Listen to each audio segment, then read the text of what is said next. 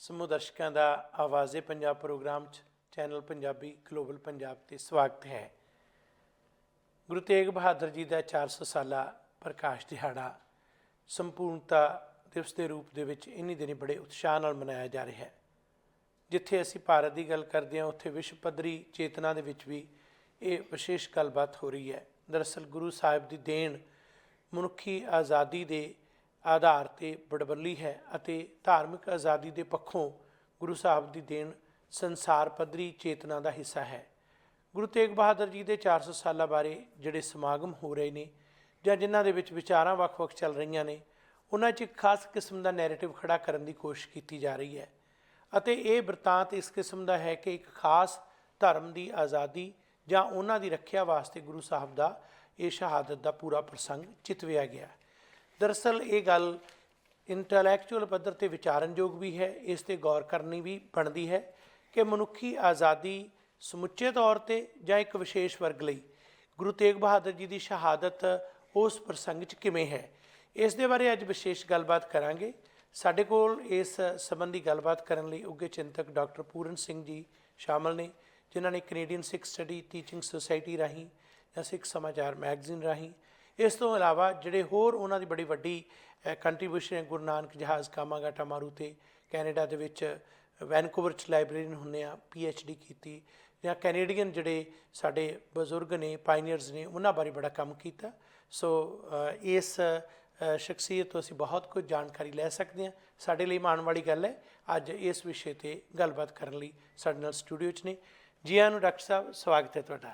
ਹਾਂਜੀ, ਸਮੂਹ ਤੁਹਾਡੇ ਸਮੂਹ ਸਰੋਤਿਆਂ ਨੂੰ ਵਾਹਿਗੁਰੂ ਜੀ ਕਾ ਖਾਲਸਾ, ਵਾਹਿਗੁਰੂ ਜੀ ਕਾ ਖਾਲਸਾ, ਵਾਹਿਗੁਰੂ ਜੀ ਕੀ ਫਤਿਹ। ਡਾਕਟਰ ਸਾਹਿਬ, ਗੁਰੂ ਸਾਹਿਬ ਦੇ 400 ਸਾਲਾ ਪ੍ਰਕਾਸ਼ ਦਿਹਾੜੇ ਦੀ ਸੰਪੂਰਨਤਾ ਪ੍ਰੋਗਰਾਮ ਜਿਹੜੇ ਇਹਨਾਂ ਦਿਨਾਂ 'ਚ ਚੱਲ ਰਹੇ ਨੇ, ਮੈਂ ਚਾਹਾਂਗਾ ਸਭ ਤੋਂ ਪਹਿਲਾਂ ਵਿਸ਼ੇਸ਼ ਕਰ ਗੁਰੂ ਸਾਹਿਬ ਦੇ ਜਿਹੜੇ ਜੋ ਉਹਨਾਂ ਦੀ ਸ਼ਹਾਦਤ ਜਾਂ ਜੀਵਨ ਸਮੁੱਚਾ ਰਿਹਾ ਉਸ ਦੇ ਪ੍ਰਸੰਗ ਦੇ ਵਿੱਚ ਤੁਸੀਂ ਐਡੀਟੋਰੀਅਲ 'ਚ ਆਪਣੇ ਵਿਚਾਰ ਸਾਂਝੇ ਕਰੋ। ਦੇਖੋ, ਇਹ ਬੜੀ ਖੁਸ਼ੀ ਦੀ ਗੱਲ ਹੈ ਕਿ ਸਿੱਖ ਖਾਲਸਾ ਪੰਥ ਵੱਲੋਂ ਜਸ਼ਨ ਮਨਾਏ ਜਾ ਰਹੇ ਨੇ। ਉਹਨਾਂ ਦੇ 400 ਸਾਲਾਂ ਦੇ ਵਿਸ਼ੇਸ਼ ਸਮਾਗਮ ਵੀ ਹੋਏ। ਦਿੱਲੀ ਵਿੱਚ ਵਿਸ਼ੇਸ਼ ਸਮਾਗਮ ਹੋਏ, ਵੱਖਰੇ ਵੱਖਰੇ ਪ੍ਰਤੀਕਰਮ ਹੈ ਲੋਕਾਂ ਦੇ, ਅਤੇ ਉਹਨਾਂ ਦੀ ਭਾਵਨਾ ਉਹਦੇ ਪਿੱਛੇ ਕੀ ਹੈ। ਅਤੇ ਪਰ ਇਹ ਗੁਰੂ ਤੇਗ ਬਹਾਦਰ ਸਾਹਿਬ ਨੇ ਜੋ ਕੀਤਾ ਜਾਂ ਉਹਨਾਂ ਦੀ ਸ਼ਹੀਦੀ, ਇਹ ਕੋਈ ਨਵੀਂ ਪਰੰਪਰਾ ਨਹੀਂ ਸੀ। ਇਹ ਗੁਰੂ ਨਾਨਕ ਸਾਹਿਬ ਵੱਲੋਂ ਸਥਾਪਿਤ ਕੀਤੀ ਪਰੰਪਰਾ ਵਿੱਚੋਂ ਇੱਕ ਪਰੰਪਰਾ ਸੀ। ਉਹਨਾਂ ਨੂੰ ਉਸੇ 'ਤੇ ਪਹਿਰਾ ਦਿੱਤਾ। ਅਤੇ ਜਿੱਥੋਂ ਤੱਕ ਅਸੀਂ ਮੀਰੀ ਪੀਰੀ ਦੀ ਗੱਲ ਵੀ ਕਰਦੇ ਹਾਂ, ਮੈਂ ਉਸ ਪ੍ਰਥਾ ਇਹ ਵੀ ਕਹਾਂਗਾ ਕਿ ਮੀਰੀ ਪੀਰੀ ਦਾ ਸਿਧਾਂਤ ਵੀ ਗੁਰੂ ਨਾਨਕ ਸਾਹਿਬ ਨੇ ਹੀ ਸਥਾਪਿਤ ਕਰ ਦਿੱਤਾ ਸੀ। ਜਦੋਂ ਕਿ ਬਾਬਰ ਅੱਗੇ ਨੂੰ ਜਾਬਰ ਕਹਿਣਾ, ਪਾਪ ਕੀ ਜੰਜ ਲੈ ਕਾਬਲੋਂ ਧਾਇਆ, ਜੋਰੀ ਮੰਗੇ ਦਾਨਵੇ ਲਾ ਲਓ, ਇਹ ਵੱਡੀ ਵੱਡੀ ਜ਼ਰੂਰਤ ਸੀ। ਆਮ ਭੇਖੀ ਜਾਂ ਸਿੱਧ ਜੋਗੀ ਬਥੇਰੇ ਬਹੁਤ ਰੂਪੀਏ ਸੰਤ ਵੱਖਰੇ ਵੱਖਰੇ ਭਗਵੇਂ ਕੱਪੜਿਆਂ 'ਚ ਵਿਚਰ ਰਹੇ ਸਨ, ਪਰ ਉਹ ਜਿਹੜੀ ਸੋਚ ਗੁਰੂ ਸਾਹਿਬ ਨੇ ਸਥਾਪਿਤ ਕੀਤੀ ਸੀ ਵੀ ਗੁਰ ਪੀਰ ਸਦਾਏ ਮੰਗਣ ਜਾਏ ਤਾਂ ਕਿ ਮੂਲ ਨਾ ਲੱਗੀਏ ਪਾਏ, ਵੀ ਉਹੋ ਜਿਹੇ ਸੰਤਾਂ ਦੇ ਨੇੜੇ ਨਾ ਜਾਓ। ਇੱਕ ਸਾਡੀ ਜਿਹੜੀ ਸਿੱਖ ਲਹਿਰ ਸਥਾਪਿਤ ਕਰਨ ਦਾ ਉਹਨਾਂ ਦਾ ਬਹੁਤ ਯੋਗਦਾਨ ਹੈ, ਜੋ ਪਰਿਵਰਤਨ ਸਮਾਜ 'ਚ ਆਇਆ। ਅਤੇ ਬਾਕੀ ਇਹ ਸਾਡਾ ਗਾਹਾਂ ਫਰਜ਼ ਬਣਦਾ ਕਿ ਉਸ ਪਰਿਵਰਤਨ ਨੂੰ, ਪਰੰਪਰਾਵਾਂ ਨੂੰ ਅੱਗੇ ਤੋਰੀਏ।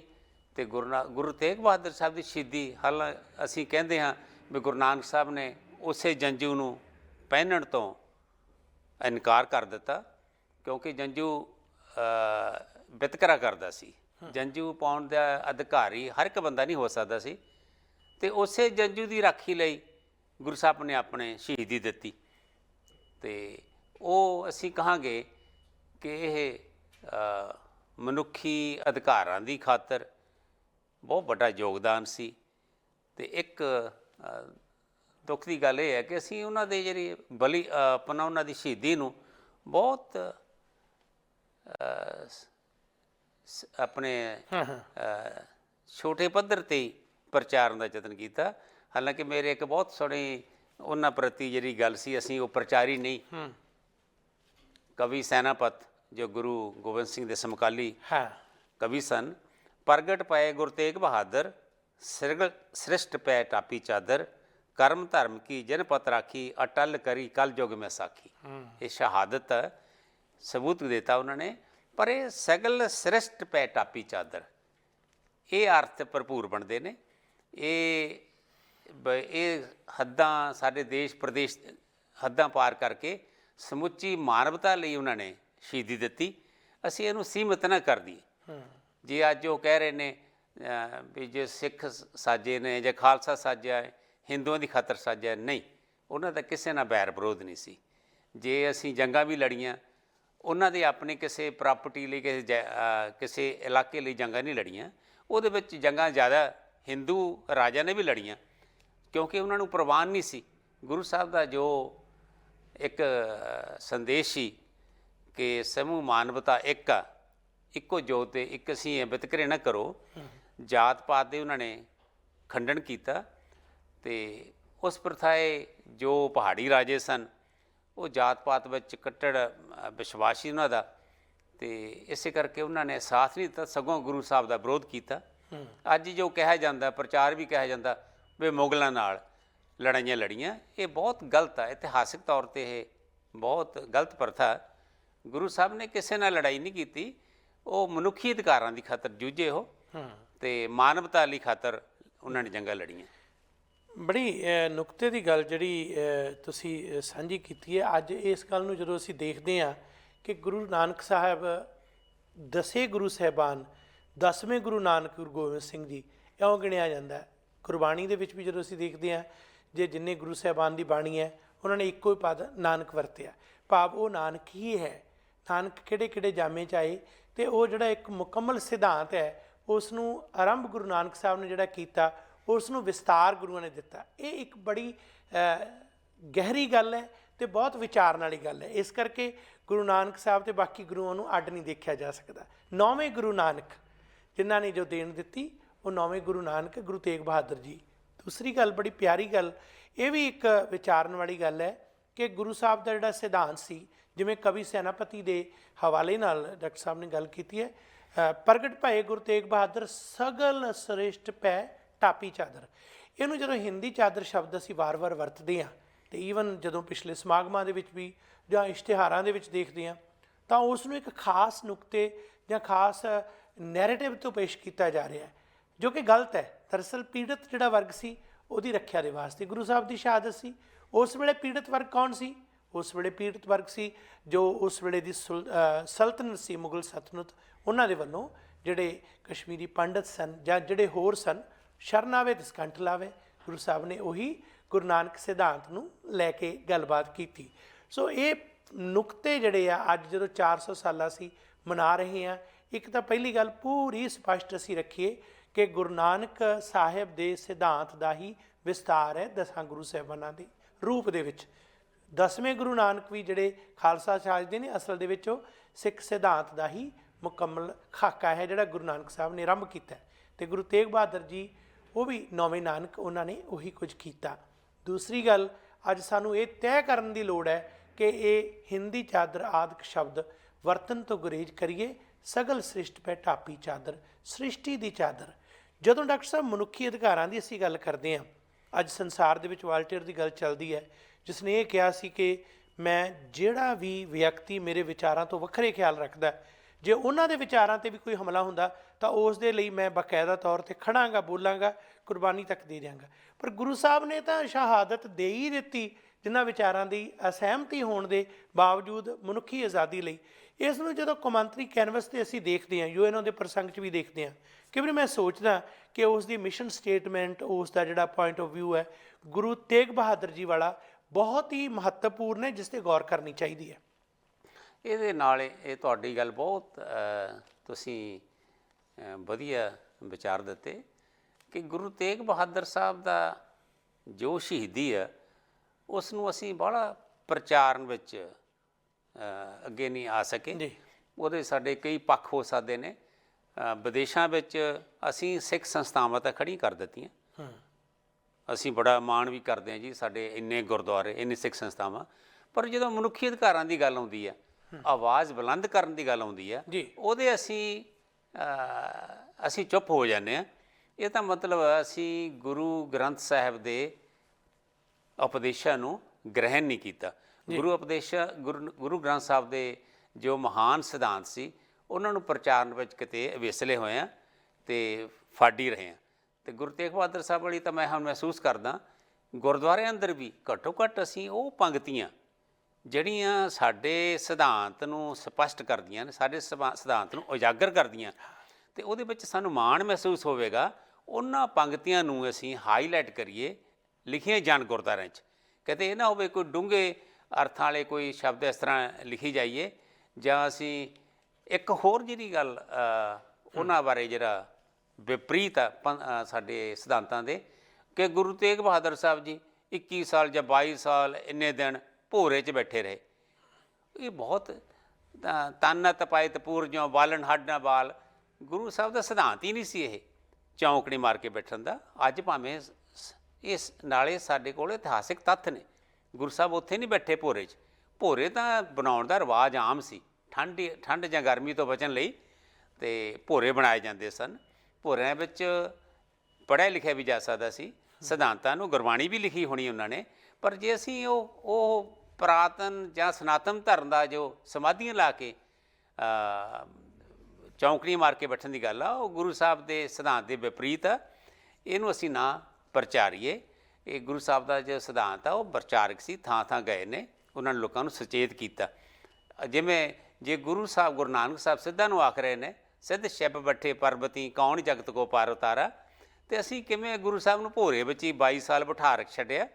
ਇਹ ਗ੍ਰਸਤੀ ਲੋਕਾਂ ਦਾ ਧਰਮ ਸੀ, ਅਤੇ ਗੁਰੂ ਸਾਹਿਬ ਗ੍ਰਸਤੀ ਸਨ ਜੀ। ਅਤੇ ਉਹ ਮੇਰਾ ਖਿਆਲ ਆ ਉਹਨਾਂ ਦੇ ਥਾਂ ਥਾਂ ਸਥਾਨ ਜਿੱਥੇ ਜਿੱਥੇ ਗਏ ਉਹ ਡੇਟਸ ਮਿਲਦੀਆਂ, ਅਤੇ ਉਹ ਪ੍ਰਚਾਰ ਹੀ ਕਰਦੇ ਰਹੇ ਨੇ। ਇਹ ਵੀ ਇੱਕ ਉਹਨਾਂ ਦੇ ਜਿਹੜੇ ਬੜਾ ਸਾਡੇ ਸਿਧਾਂਤ ਦੇ ਵਿਪਰੀਤ ਗੱਲ ਪ੍ਰਚਾਰੀ ਜਾ ਰਹੀ ਹੈ। ਜਿਹੜੀ ਸਾਖੀਕਾਰ ਜਿਵੇਂ ਸਾਖੀਆਂ ਘੜਦੇ ਆ, ਜਦੋਂ ਅਸੀਂ ਉਹਨਾਂ ਸਾਖੀਆਂ ਦੇ ਅਨੁਸਾਰ ਕਈ ਵਾਰ ਜਜ਼ਬਾਤੀ ਹੋ ਜਾਂਦੇ ਆ, ਜਜ਼ਬਾਤੀ ਹੋ ਕੇ ਬਸ ਉਸ 'ਤੇ ਲਕੀਰ ਦੇ ਫਕੀਰ ਬਣ ਜਾਂਦੇ ਆ। ਗੁਰੂ ਸਾਹਿਬ ਦਾ ਤਾਂ ਗੁਰੂ ਨਾਨਕ ਸਾਹਿਬ ਦਾ ਸਿਧਾਂਤ ਹੀ ਇਹ ਸੀ ਕਿ ਲਕੀਰ ਦੇ ਫਕੀਰ ਬਣਨਾ ਹੀ ਨਹੀਂ ਗਾ। ਜਿਹੜੀ ਗੱਲ ਜਿਵੇਂ ਸਥਾਪਿਤ ਕੀਤੀ ਹੈ, ਉਸ ਸਥਾਪਤੀ ਦੇ ਉਲਟ ਜਿਹੜਾ ਉਹਨਾਂ ਨੇ ਇੱਕ ਉਸਾਰੂ ਭਾਵ ਦੇ ਨਾਲ, ਖੰਡਨਾਤਮਕ ਅਤੇ ਮੰਡਨਾਤਮਕ ਦੋ ਤਰ੍ਹਾਂ ਦੀ ਪਹੁੰਚ ਹੈ। ਕਈ ਚੀਜ਼ਾਂ ਨੂੰ ਗੁਰੂ ਸਾਹਿਬ ਨੇ ਖੁੱਲ੍ਹੇ ਤੌਰ 'ਤੇ ਖੰਡਨ ਕੀਤਾ, ਕਈਆਂ ਦਾ ਮੰਡਨ ਕੀਤਾ, ਕਈਆਂ ਨੂੰ ਅਪਰੂਵ ਵੀ ਕੀਤਾ। ਪਰ ਜਿੱਥੋਂ ਤੱਕ ਜਿਹੜੇ ਜਿਸ ਤਰ੍ਹਾਂ ਦੇ ਸਿੱਧ ਛੁਪ ਬੈਠੇ ਪਰਬਤੀ, ਗੁਰੂ ਸਾਹਿਬ ਨੇ ਤਾਂ ਉਹਨਾਂ ਨੂੰ ਜਾ ਕੇ ਕਿਹਾ ਵੀ ਕੀ ਕਰਦੇ ਹੋ। ਗੁਰੂ ਨਾਨਕ ਸਾਹਿਬ ਨੇ ਜੋ ਆਰੰਭ ਕੀਤਾ, 9ਵੇਂ ਗੁਰੂ ਤੇਗ ਬਹਾਦਰ ਜੀ ਕਿਸ ਤਰ੍ਹਾਂ ਉਸ ਦੇ ਉਲਟ ਜਾ ਸਕਦੇ ਆ। ਇਹ ਗੱਲ ਬੜੀ ਵਿਚਾਰਨ ਵਾਲੀ ਗੱਲ ਹੈ, ਕਿਉਂਕਿ ਗੁਰੂ ਸਾਹਿਬ ਦੇ ਇਹ ਸਮੁੱਚੇ ਜੀਵਨ ਦਰਸ਼ਨ ਨੂੰ ਜਦੋਂ ਅਸੀਂ ਦੇਖਦੇ ਹਾਂ, ਅਤੇ ਗੁਰੂ ਸਾਹਿਬ ਦੀ ਆਪਣੀ ਰਚਨਾ ਜਿਹੜੀ ਹੈ, ਲਿਖਤ ਹੈ, ਗੁਰਬਾਣੀ ਹੈ, ਉਸ ਦੇ ਵਿੱਚੋਂ ਦੇਖਦੇ ਹਾਂ ਇਹ ਚੀਜ਼ਾਂ ਦੀ ਬਿਲਕੁਲ ਝਲਕ ਨਹੀਂ ਮਿਲਦੀ, ਬਲਕਿ ਇਸ ਦੇ ਬਿਲਕੁਲ ਉਲਟ ਗੁਰੂ ਸਾਹਿਬ ਦੇ ਦੋਹੇ ਸਲੋਕ ਜਦੋਂ ਪੜ੍ਹਦੇ ਹਾਂ ਤਾਂ ਇਹ ਸਾਰੀ ਗੱਲ ਸਪਸ਼ਟ ਹੋ ਜਾਂਦੀ ਹੈ ਕਿ ਅਸਲ ਦੇ ਵਿੱਚ ਜਿਹੜਾ ਸੰਸਾਰ ਦੇ ਵਿੱਚ ਵਿਚਰਨਾ ਕਿਵੇਂ ਹੈ, ਮਨੁੱਖਤਾ ਲਈ ਕਰਨਾ ਕਿਵੇਂ ਹੈ। ਜਿਹੜਾ ਸਭ ਤੋਂ ਉਹਨਾਂ ਦਾ ਇੱਕ ਮਕਬੂਲ ਸਲੋਕ, ਉਹਨਾਂ ਦੇ ਵਿੱਚੋਂ ਇੱਕ ਰਚਨਾ ਬੜੀ ਕਮਾਲ ਦੀ ਹੈ, ਜਿਹੜੀ ਕਿ ਇਹਨਾਂ ਸਾਰੀਆਂ ਗੱਲਾਂ ਨੂੰ ਖੰਡਨ ਕਰਕੇ ਇੱਕ ਵਿਦਵਾਨ, ਸੋਝੀਵਾਨ, ਗਿਆਨਵਾਨ ਵਿਅਕਤੀ ਦੀ ਪਰਿਭਾਸ਼ਾ ਨਿਸ਼ਚਿਤ ਕਰਦੀ ਹੈ। ਭੈ ਕਾਹੂ ਕੋ ਦੇਤ ਨਹਿ ਭੈ ਮਾਨਤਾਨ, ਕਹੋ ਨਾਨਕ ਸੁਨ ਰੇ ਮਨਾ, ਗਿਆਨੀ ਤਾਹੀ ਵਖਾਨ। ਇਹ ਗਿਆਨੀ ਦੀ ਪਰਿਭਾਸ਼ਾ ਇਦੋਂ ਵਧੀਆ ਕਿਹੜੀ ਹੋ ਸਕਦੀ ਹੈ ਗਿਆਨਵਾਨ ਦੀ, ਕਿ ਜਿਹੜਾ ਨਾ ਡਰ ਦਿੰਦਾ ਨਾ ਲੈਂਦਾ, ਅਤੇ ਇਹੋ ਜਿਹੀਆਂ ਜਿਹੜੀਆਂ ਜਿਸ ਕਿਸਮ ਦੀਆਂ ਜਿਹੜੀਆਂ ਦਕੀਆਂ ਨੂੰ ਸੀ ਗੱਲਾਂ, ਉਹਨਾਂ ਤੋਂ ਮੁਕਤ ਹੋਣਾ। ਅੱਜ ਜੇ 400 ਸਾਲਾ ਅਸੀਂ ਮਨਾਉਣਾ, ਸਾਡੀਆਂ ਸਟੇਜਾਂ ਨੇ, ਸਾਡੇ ਧਾਰਮਿਕ ਸਥਾਨ ਨੇ, ਉੱਥੇ ਗੱਲ ਹੋਣੀ ਚਾਹੀਦੀ ਹੈ। ਪਿੱਛੇ ਜੇ 400 ਸਾਲਾਂ ਦੇ ਦੌਰਾਨ ਇੱਕ ਪ੍ਰਚਾਰਕ, ਜਿਸ ਦਾ ਥੋੜ੍ਹਾ ਤੁਸੀਂ ਟੂਕ ਮਾਤਰ ਗੱਲ ਵੀ ਕੀਤੀ, ਹਵਾਲਾ ਦੇ ਦਿੱਤਾ, ਉਸਨੇ ਖੁੱਲ੍ਹੇ ਤੌਰ 'ਤੇ ਕਹਿ ਦਿੱਤਾ ਮੁਗਲਾਂ ਨਾਲ 14 ਜੰਗਾਂ ਗੁਰੂ ਸਾਹਿਬ ਨੇ ਲੜੀਆਂ, ਗੁਰੂ ਗੋਬਿੰਦ ਸਿੰਘ ਜੀ ਦਾ ਹਵਾਲਾ ਦੇ ਕੇ। ਉਹ 14 ਜੰਗਾਂ ਦਾ ਵਿਸਤਾਰ ਤਾਂ ਕੋਈ ਨਹੀਂ ਦਿੱਤਾ, ਪਰ ਲਫ਼ਜ਼ ਵਰਤ ਦਿੱਤਾ ਮੁਗਲ। ਬਿਲਕੁਲ ਮੈਨੂੰ ਇਉਂ ਲੱਗਦਾ ਸੀ, ਕਿਉਂਕਿ ਸਮਾਗਮ ਦੇ ਪ੍ਰਬੰਧਕ ਜਿਹੜੇ ਸੀ ਇੰਡੀਅਨ ਸਟੇਟ ਦੇ, ਉਹ ਆਗੂ ਸਨ ਜਿਹੜੇ ਬਾਕਾਇਦਾ ਤੌਰ 'ਤੇ ਖਾਸ ਮਿਸ਼ਨ ਦੇ ਉੱਪਰ ਕੰਮ ਕਰ ਰਹੇ ਨੇ ਕਿ ਗੁਰੂ ਸਾਹਿਬ ਦੀ ਸ਼ਹਾਦਤ ਮੁਗਲਾਂ ਦੇ ਖਿਲਾਫ ਉਸ ਵੇਲੇ ਅਤੇ ਹਿੰਦੂਆਂ ਦੀ ਰੱਖਿਆ ਲਈ ਹੋਈ। ਅਤੇ ਉਸ ਵੇਲੇ ਜਿਹੜਾ ਵਿਅਕਤੀ ਬੋਲ ਰਿਹਾ ਸਟੇਜ 'ਤੇ, ਉਹ ਕਹਿ ਰਿਹਾ 14 ਜੰਗਾਂ ਮੁਗਲਾਂ ਦੇ ਖਿਲਾਫ। ਇਹ ਤੱਥ ਕਿੰਨੇ ਕੁ ਸਹੀ ਨੇ, ਇਹਨੂੰ ਵਿਸਥਾਰ ਦਿਓ। ਦੇਖੋ, ਅਸੀਂ ਵੀ ਬਹੁਤ ਸਾਡੀ ਸੰਸਥਾ, ਮੁੱਖ ਸੰਸਥਾ, ਅਸੀਂ ਵੇਸਲੇ ਰਹੇ ਹਾਂ। ਅਸੀਂ ਗੁਰਮਤਿ ਦੇ ਸਿਧਾਂਤਾਂ ਦੇ ਪਹਿਰਾ ਨਹੀਂ ਦਿੱਤਾ ਜੀ। ਇਹ ਪ੍ਰਚਾਰ ਦੇ ਰਹੇ ਅਸੀਂ ਕਿ ਮੁਗਲਾਂ ਨਾਲ ਸਾਡੀ ਲੜਾਈ ਹੋਈ, ਮੁਗਲਾਂ ਨਾਲ ਜੰਗਾਂ ਹੋਈਆਂ। ਪਰ ਇੱਕ ਜਦੋਂ ਬੰਦਾ ਸਿੰਘ ਬਹਾਦਰ ਪੰਜਾਬ ਵਿੱਚ ਆਇਆ, ਸਰਹੰਦ 'ਤੇ ਜਦੋਂ ਹਮਲਾ ਹੋਇਆ, ਲੜਾਈ ਹੋਈ, ਤਾਂ ਉਹਦੇ ਵਿੱਚ ਇੱਕ ਵੀ ਹਿੰਦੂ ਗੁਰੂ ਬੰਦਾ ਸਿੰਘ ਬਹਾਦਰ ਨਾਲ ਸ਼ਾਮਲ ਨਹੀਂ ਹੋਇਆ, ਜਦੋਂ ਕਿ ਦੂਜੇ ਪਾਸੇ ਬਹੁਤ ਮੁਸਲਮਾਨ ਬਾਬਾ ਬੰਦਾ ਸਿੰਘ ਬਹਾਦਰ ਨਾਲ ਖੜੇ। ਇਹਦਾ ਮਤਲਬ ਮਨੁੱਖੀ ਅਧਿਕਾਰਾਂ ਦੀ ਜੋ ਇਹਨਾਂ ਦੀ ਜੰਗ ਸੀ ਉਹਦੇ ਵਿੱਚ ਸ਼ਾਮਲ ਹੋਏ। ਤੁਸੀਂ ਜਿਹੜੀ ਗਲਤ ਮੈਂ ਇੱਕ ਟੂਕ ਮਾਤਰ ਦੱਸਣਾ ਚਾਹਾਂਗਾ। ਹਾਂਜੀ।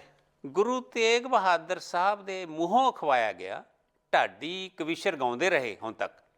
ਈਵਨ ਮੈਕਾਲਫ ਨੇ ਆਪਣੇ ਵੋਲੀਅਮ ਨੰਬਰ 3 ਵਿੱਚ ਉਹਦਾ ਵੇਰਵਾ ਦਿੱਤਾ ਕਿ ਗੁਰੂ ਤੇਗ ਬਹਾਦਰ ਸਾਹਿਬ ਨੇ ਇਹ ਬਚਨ ਕੀਤਾ ਸੀ ਕਿ ਮੇਰਾ ਖਾਲਸਾ ਮਲੇਸ਼ ਹੋ ਗਿਆ ਤੇ ਸਮੁੰਦਰੋਂ ਪਾਰ ਟੋਪੀ ਵਾਲੇ ਸਿੱਖ ਆਉਣਗੇ। ਜਦੋਂ ਮੈਕਾਲਫ ਨੇ ਸਿੱਖ ਹਿਸਟਰੀ ਲਿਖੀ, ਸਿੱਖ ਇਤਿਹਾਸ ਲਿਖਿਆ, ਉਹਦੇ ਵਿੱਚ ਸਿੰਘ ਸਭਾ ਵਾਲਿਆਂ ਨੇ ਵੀ ਚਿੱਠੀ ਲਿਖੀ ਵਧਾਈ 'ਚ ਵੀ ਇਹ ਤਾਂ ਗੁਰੂ ਸਾਹਿਬ ਦਾ ਉਹਨਾਂ ਦਾ ਬਚਨ ਸੀ ਵੀ ਇਹ ਮੈਕਾਲਫ ਗੋਰਾ ਵਾ ਅਤੇ ਇਸ ਕਰਕੇ ਸਿੱਖਾਂ ਲਈ ਇਤਿਹਾਸ ਲਿਖ ਰਿਹਾ। ਇਹੋ ਜਿਹੀ ਧਾਰਨਾ ਵੀ ਬਣ ਚੁੱਕੀ ਸੀ। ਜਦੋਂ 1857 ਦਾ ਗਦਰ ਹੋਇਆ, ਕਲਕੱਤਾ ਪ੍ਰੈਸ ਤੋਂ ਇਹ ਕਹਾਣੀ ਛਾਪ ਕੇ ਵੰਡੀ ਗਈ ਅਤੇ ਸਿੱਖਾਂ ਨੂੰ ਅੱਜ ਭਾਵੇਂ ਅਸੀਂ ਇਹ ਗੱਲ ਸਪਸ਼ਟ ਹੋ ਗਈ ਕਿ ਕਿਵੇਂ ਸਾਡੇ ਗੁਰੂਆਂ ਦੇ ਮੂੰਹ ਵਿੱਚ ਇਹੋ ਜਿਹੀਆਂ ਗੱਲਾਂ ਪਾਈਆਂ ਗਈਆਂ। ਜਿਵੇਂ ਤੁਸੀਂ ਕਿਹਾ ਮੁਗਲਾਂ ਨਾਲ ਜੰਗ ਇੱਕ ਸਿੱਖ ਦੇ ਮੂੰਹ ਤੋਂ ਕਹਾਈ ਗਈ, ਉਦੋਂ ਗੁਰੂ ਸਾਹਿਬ ਦੇ ਮੂੰਹ ਤੋਂ ਕਹਾਈ ਕਿ ਗੁਰੂ ਸਾਹਿਬ ਕਿਵੇਂ ਰਹਿ ਸਕਦੇ ਸੀ ਕੈਦ ਵਿੱਚ। ਉਹ ਤਾਂ ਕੋਠੇ ਚੜ੍ਹ ਕੇ ਦੇਖ ਰਹੇ ਸੀ ਅਤੇ ਉਹਨਾਂ ਨੂੰ ਕਿਤੇ ਉਹਨਾਂ ਦਾ ਇਤਰਾਜ਼ ਕੀਤਾ। ਉਹ ਕਹਿੰਦੇ ਮੈਂ ਕੋਈ ਬੇਗਮਾਨੀ ਨਹੀਂ ਦੇਖਦਾ ਤੁਹਾਡੀਆਂ, ਮੈਂ ਤਾਂ ਸਿਰਫ ਦੇਖਦਾ ਕਿ ਸਮੁੰਦਰੋਂ ਪਾਰ ਮੇਰੇ ਜਿਹੜੇ ਟੋਪੀ ਵਾਲੇ ਸਿੱਖ ਹੋਣਗੇ ਉਹ ਇੱਥੇ ਆ ਕੇ ਰਾਜ ਕਰਨਗੇ। ਇਹ ਬ੍ਰਿਟਿਸ਼ ਵਾਲਿਆਂ ਨੇ ਕਹਾਣੀ ਘੜੀ ਸੀ ਅਤੇ ਉਹਨਾਂ ਨੇ ਰਾਜ ਕਰਨਾ ਸੀ। ਇਸ ਤਰ੍ਹਾਂ ਦੀ ਅੱਜ ਵੀ ਜਿਹੜੀ ਤੁਸੀਂ ਗੱਲ ਕਹਿੰਦੇ ਹੋ ਮੈਂ ਮੁਗਲਾਂ ਨਾਲ ਜੰਗਾਂ, ਸਾਡਾ ਕਿਸੇ ਨਾਲ ਬੈਰ ਵਿਰੋਧ ਨਹੀਂ, ਅਸੀਂ ਵੀ ਉਹਨਾਂ ਦੇ ਸਿਧਾਂਤਾਂ 'ਤੇ ਚੱਲੀਏ। ਕੋਈ ਮੁਸਲਮਾਨ ਨਹੀਂ, ਕੋਈ ਕ੍ਰਿਸਚਨ ਨਹੀਂ। ਹੁਣ ਅਸੀਂ ਵਿਦੇਸ਼ਾਂ 'ਚ ਰਹਿ ਰਹੇ ਹਾਂ ਜੀ, ਅਸੀਂ ਇਹ ਕਿਉਂ ਵਿਰੋਧ ਕਰੀਏ? ਜਦੋਂ ਕੋਈ ਜੇ ਕ੍ਰਿਸਚਨ ਲੋਕ ਸਿੱਖਾਂ ਦੀ ਖਾਤਰ ਆਵਾਜ਼ ਬੁਲੰਦ ਕਰਦੇ ਨੇ, ਉਹਨਾਂ ਦਾ ਧੰਨਵਾਦ। ਸਾਡਾ ਸਿਧਾਂਤ ਹੀ ਹੈ ਵੀ ਅਸੀਂ ਕਿਸੇ ਨਾਲ ਬੈਰ ਨਹੀਂ। ਜੇ ਗੁਰੂ ਸਾਹਿਬ ਦਾ ਅਸੀਂ ਫਲਸਫਾ ਮੂਲ ਮੰਤਰ ਵਿੱਚ ਦੇਖਦੇ ਹਾਂ ਵੀ ਨਿਰਭਉ ਵੀ ਹੋਣਾ, ਨਿਰਵੈਰ ਵੀ ਹੋਣਾ, ਵਿਤਕਰਾ ਨਹੀਂ ਕਿਸੇ ਨਾਲ। ਉਹ 'ਚ ਚੰਗਾ ਮੁਸਲਮਾਨ ਵੀ ਹੋ ਸਕਦਾ, ਚੰਗਾ ਕ੍ਰਿਸਚਨ ਵੀ ਹੋ ਸਕਦਾ, ਚੰਗਾ ਪਾਰਸੀ ਵੀ ਹੋ ਸਕਦਾ। ਇਸ ਕਰਕੇ ਗੁਰੂ ਸਾਹਿਬ ਸਿਧਾਂਤ ਹੈ ਵੀ ਸਾਰੀ ਮਾਨਵਤਾ ਇੱਕੋ ਹੀ ਆ, ਇੱਕੋ ਜੋਤ ਤੋਂ ਪੈਦਾ ਹੋਏ ਆ। ਵੀ ਕਿਸ ਨੂੰ ਅਸੀਂ ਮੰਦਾ ਕਹੀਏ, ਸਾਰਿਆਂ 'ਚ ਇੱਕੋ ਜੋਤ ਵਾਪਰਦੀ ਹੈ। ਇਹ ਠੀਕ ਹੈ, ਉਹਦੇ ਕਰਮ ਮਾੜੇ ਹੋ ਸਕਦੇ ਨੇ, ਉਸ ਪ੍ਰਤੀ ਸਾਨੂੰ ਸੁਚੇਤ ਹੋਣ ਦੀ ਲੋੜ ਹੈ। ਬਿਲਕੁਲ ਜੀ, ਇਹ ਗੱਲ ਤਾਂ ਇੰਨੀ ਵਾਜਬ ਹੈ ਜਿਹੜੀ ਗੱਲ ਦੇ ਉੱਪਰ ਇਹ ਚਾਨਣਾ ਪਾਇਆ ਕਿ ਜਦੋਂ ਅਸੀਂ ਪੁਰਾਤਨ ਸਮੇਂ ਵੀ ਦੇਖਦੇ ਹਾਂ, ਬਹੁਤ ਸਾਰੀਆਂ ਲਿਖਤਾਂ ਜਿਨ੍ਹਾਂ ਵਿਦਵਾਨਾਂ ਦੀ ਅਸੀਂ ਕਦਰ ਵੀ ਕਰਦੇ ਹਾਂ। ਸਿੰਘ ਸਭਾ ਲਹਿਰ ਤੋਂ ਵੱਡੀ ਉਸ ਵੇਲੇ ਇੱਕ ਬੜੀ ਵੱਡੀ ਇਨਕਲਾਬੀ ਲਹਿਰ ਹੋਰ ਕਿਹੜੀ ਹੋ ਸਕਦੀ ਹੈ ਸਿੱਖਾਂ ਲਈ, ਉਹਨੇ ਵੀ ਮੈਕਾਲਫ ਦੀ ਕਦਰ ਕੀਤੀ, ਅਸੀਂ ਵੀ ਕਦਰ ਕਰਦੇ ਹਾਂ। ਪਰ ਸਾਨੂੰ ਇਹ ਗੱਲ ਨੂੰ ਬਾਕਾਇਦਾ ਵਾਰ-ਵਾਰ ਸਪਸ਼ਟ ਕਰਨਾ ਪੈਣਾ, ਲਿਖਣਾ ਪੈਣਾ ਚਾਹੀਦਾ ਕਿ ਮੈਕਾਲਫ ਠੀਕ ਹੈ ਇਤਿਹਾਸ ਬਾਕੀ ਲਿਖਿਆ, ਪਰ ਇੱਥੇ ਬਹੁਤ ਵੱਡਾ ਇੱਕ ਉਸਨੇ ਗਲਤ ਬਿਰਤਾਂਤ ਸਿਰਜਿਆ, ਇਸ ਨੂੰ ਰੱਦ ਕਰਨਾ ਇਹ ਜ਼ਰੂਰੀ ਹੈ। ਇਸੇ ਤਰ੍ਹਾਂ ਬੰਦਾ ਸਿੰਘ ਬਹਾਦਰ ਬਾਰੇ ਗੱਲ ਜਿਸ ਤਰ੍ਹਾਂ ਜ਼ਿਕਰ ਹੋਇਆ, ਬੰਦਾ ਸਿੰਘ ਬਹਾਦਰ ਬਾਰੇ ਕਰਮ ਸਿੰਘ ਹਿਸਟੋਰੀਅਨ ਨੇ ਵੀ ਲਿਖਿਆ, ਡਾਕਟਰ ਗੰਡਾ ਸਿੰਘ ਨੇ ਵੀ ਲਿਖਿਆ, ਗਿਆਨੀ ਗਿਆਨ ਸਿੰਘ ਨੇ ਵੀ ਲਿਖਿਆ, ਰਤਨ ਸਿੰਘ ਭੰਗੂ ਨੇ ਵੀ ਲਿਖਿਆ, ਹਰਿੰਦਰ ਸਿੰਘ ਮਹਿਬੂਬ ਨੇ ਵੀ ਲਿਖਿਆ।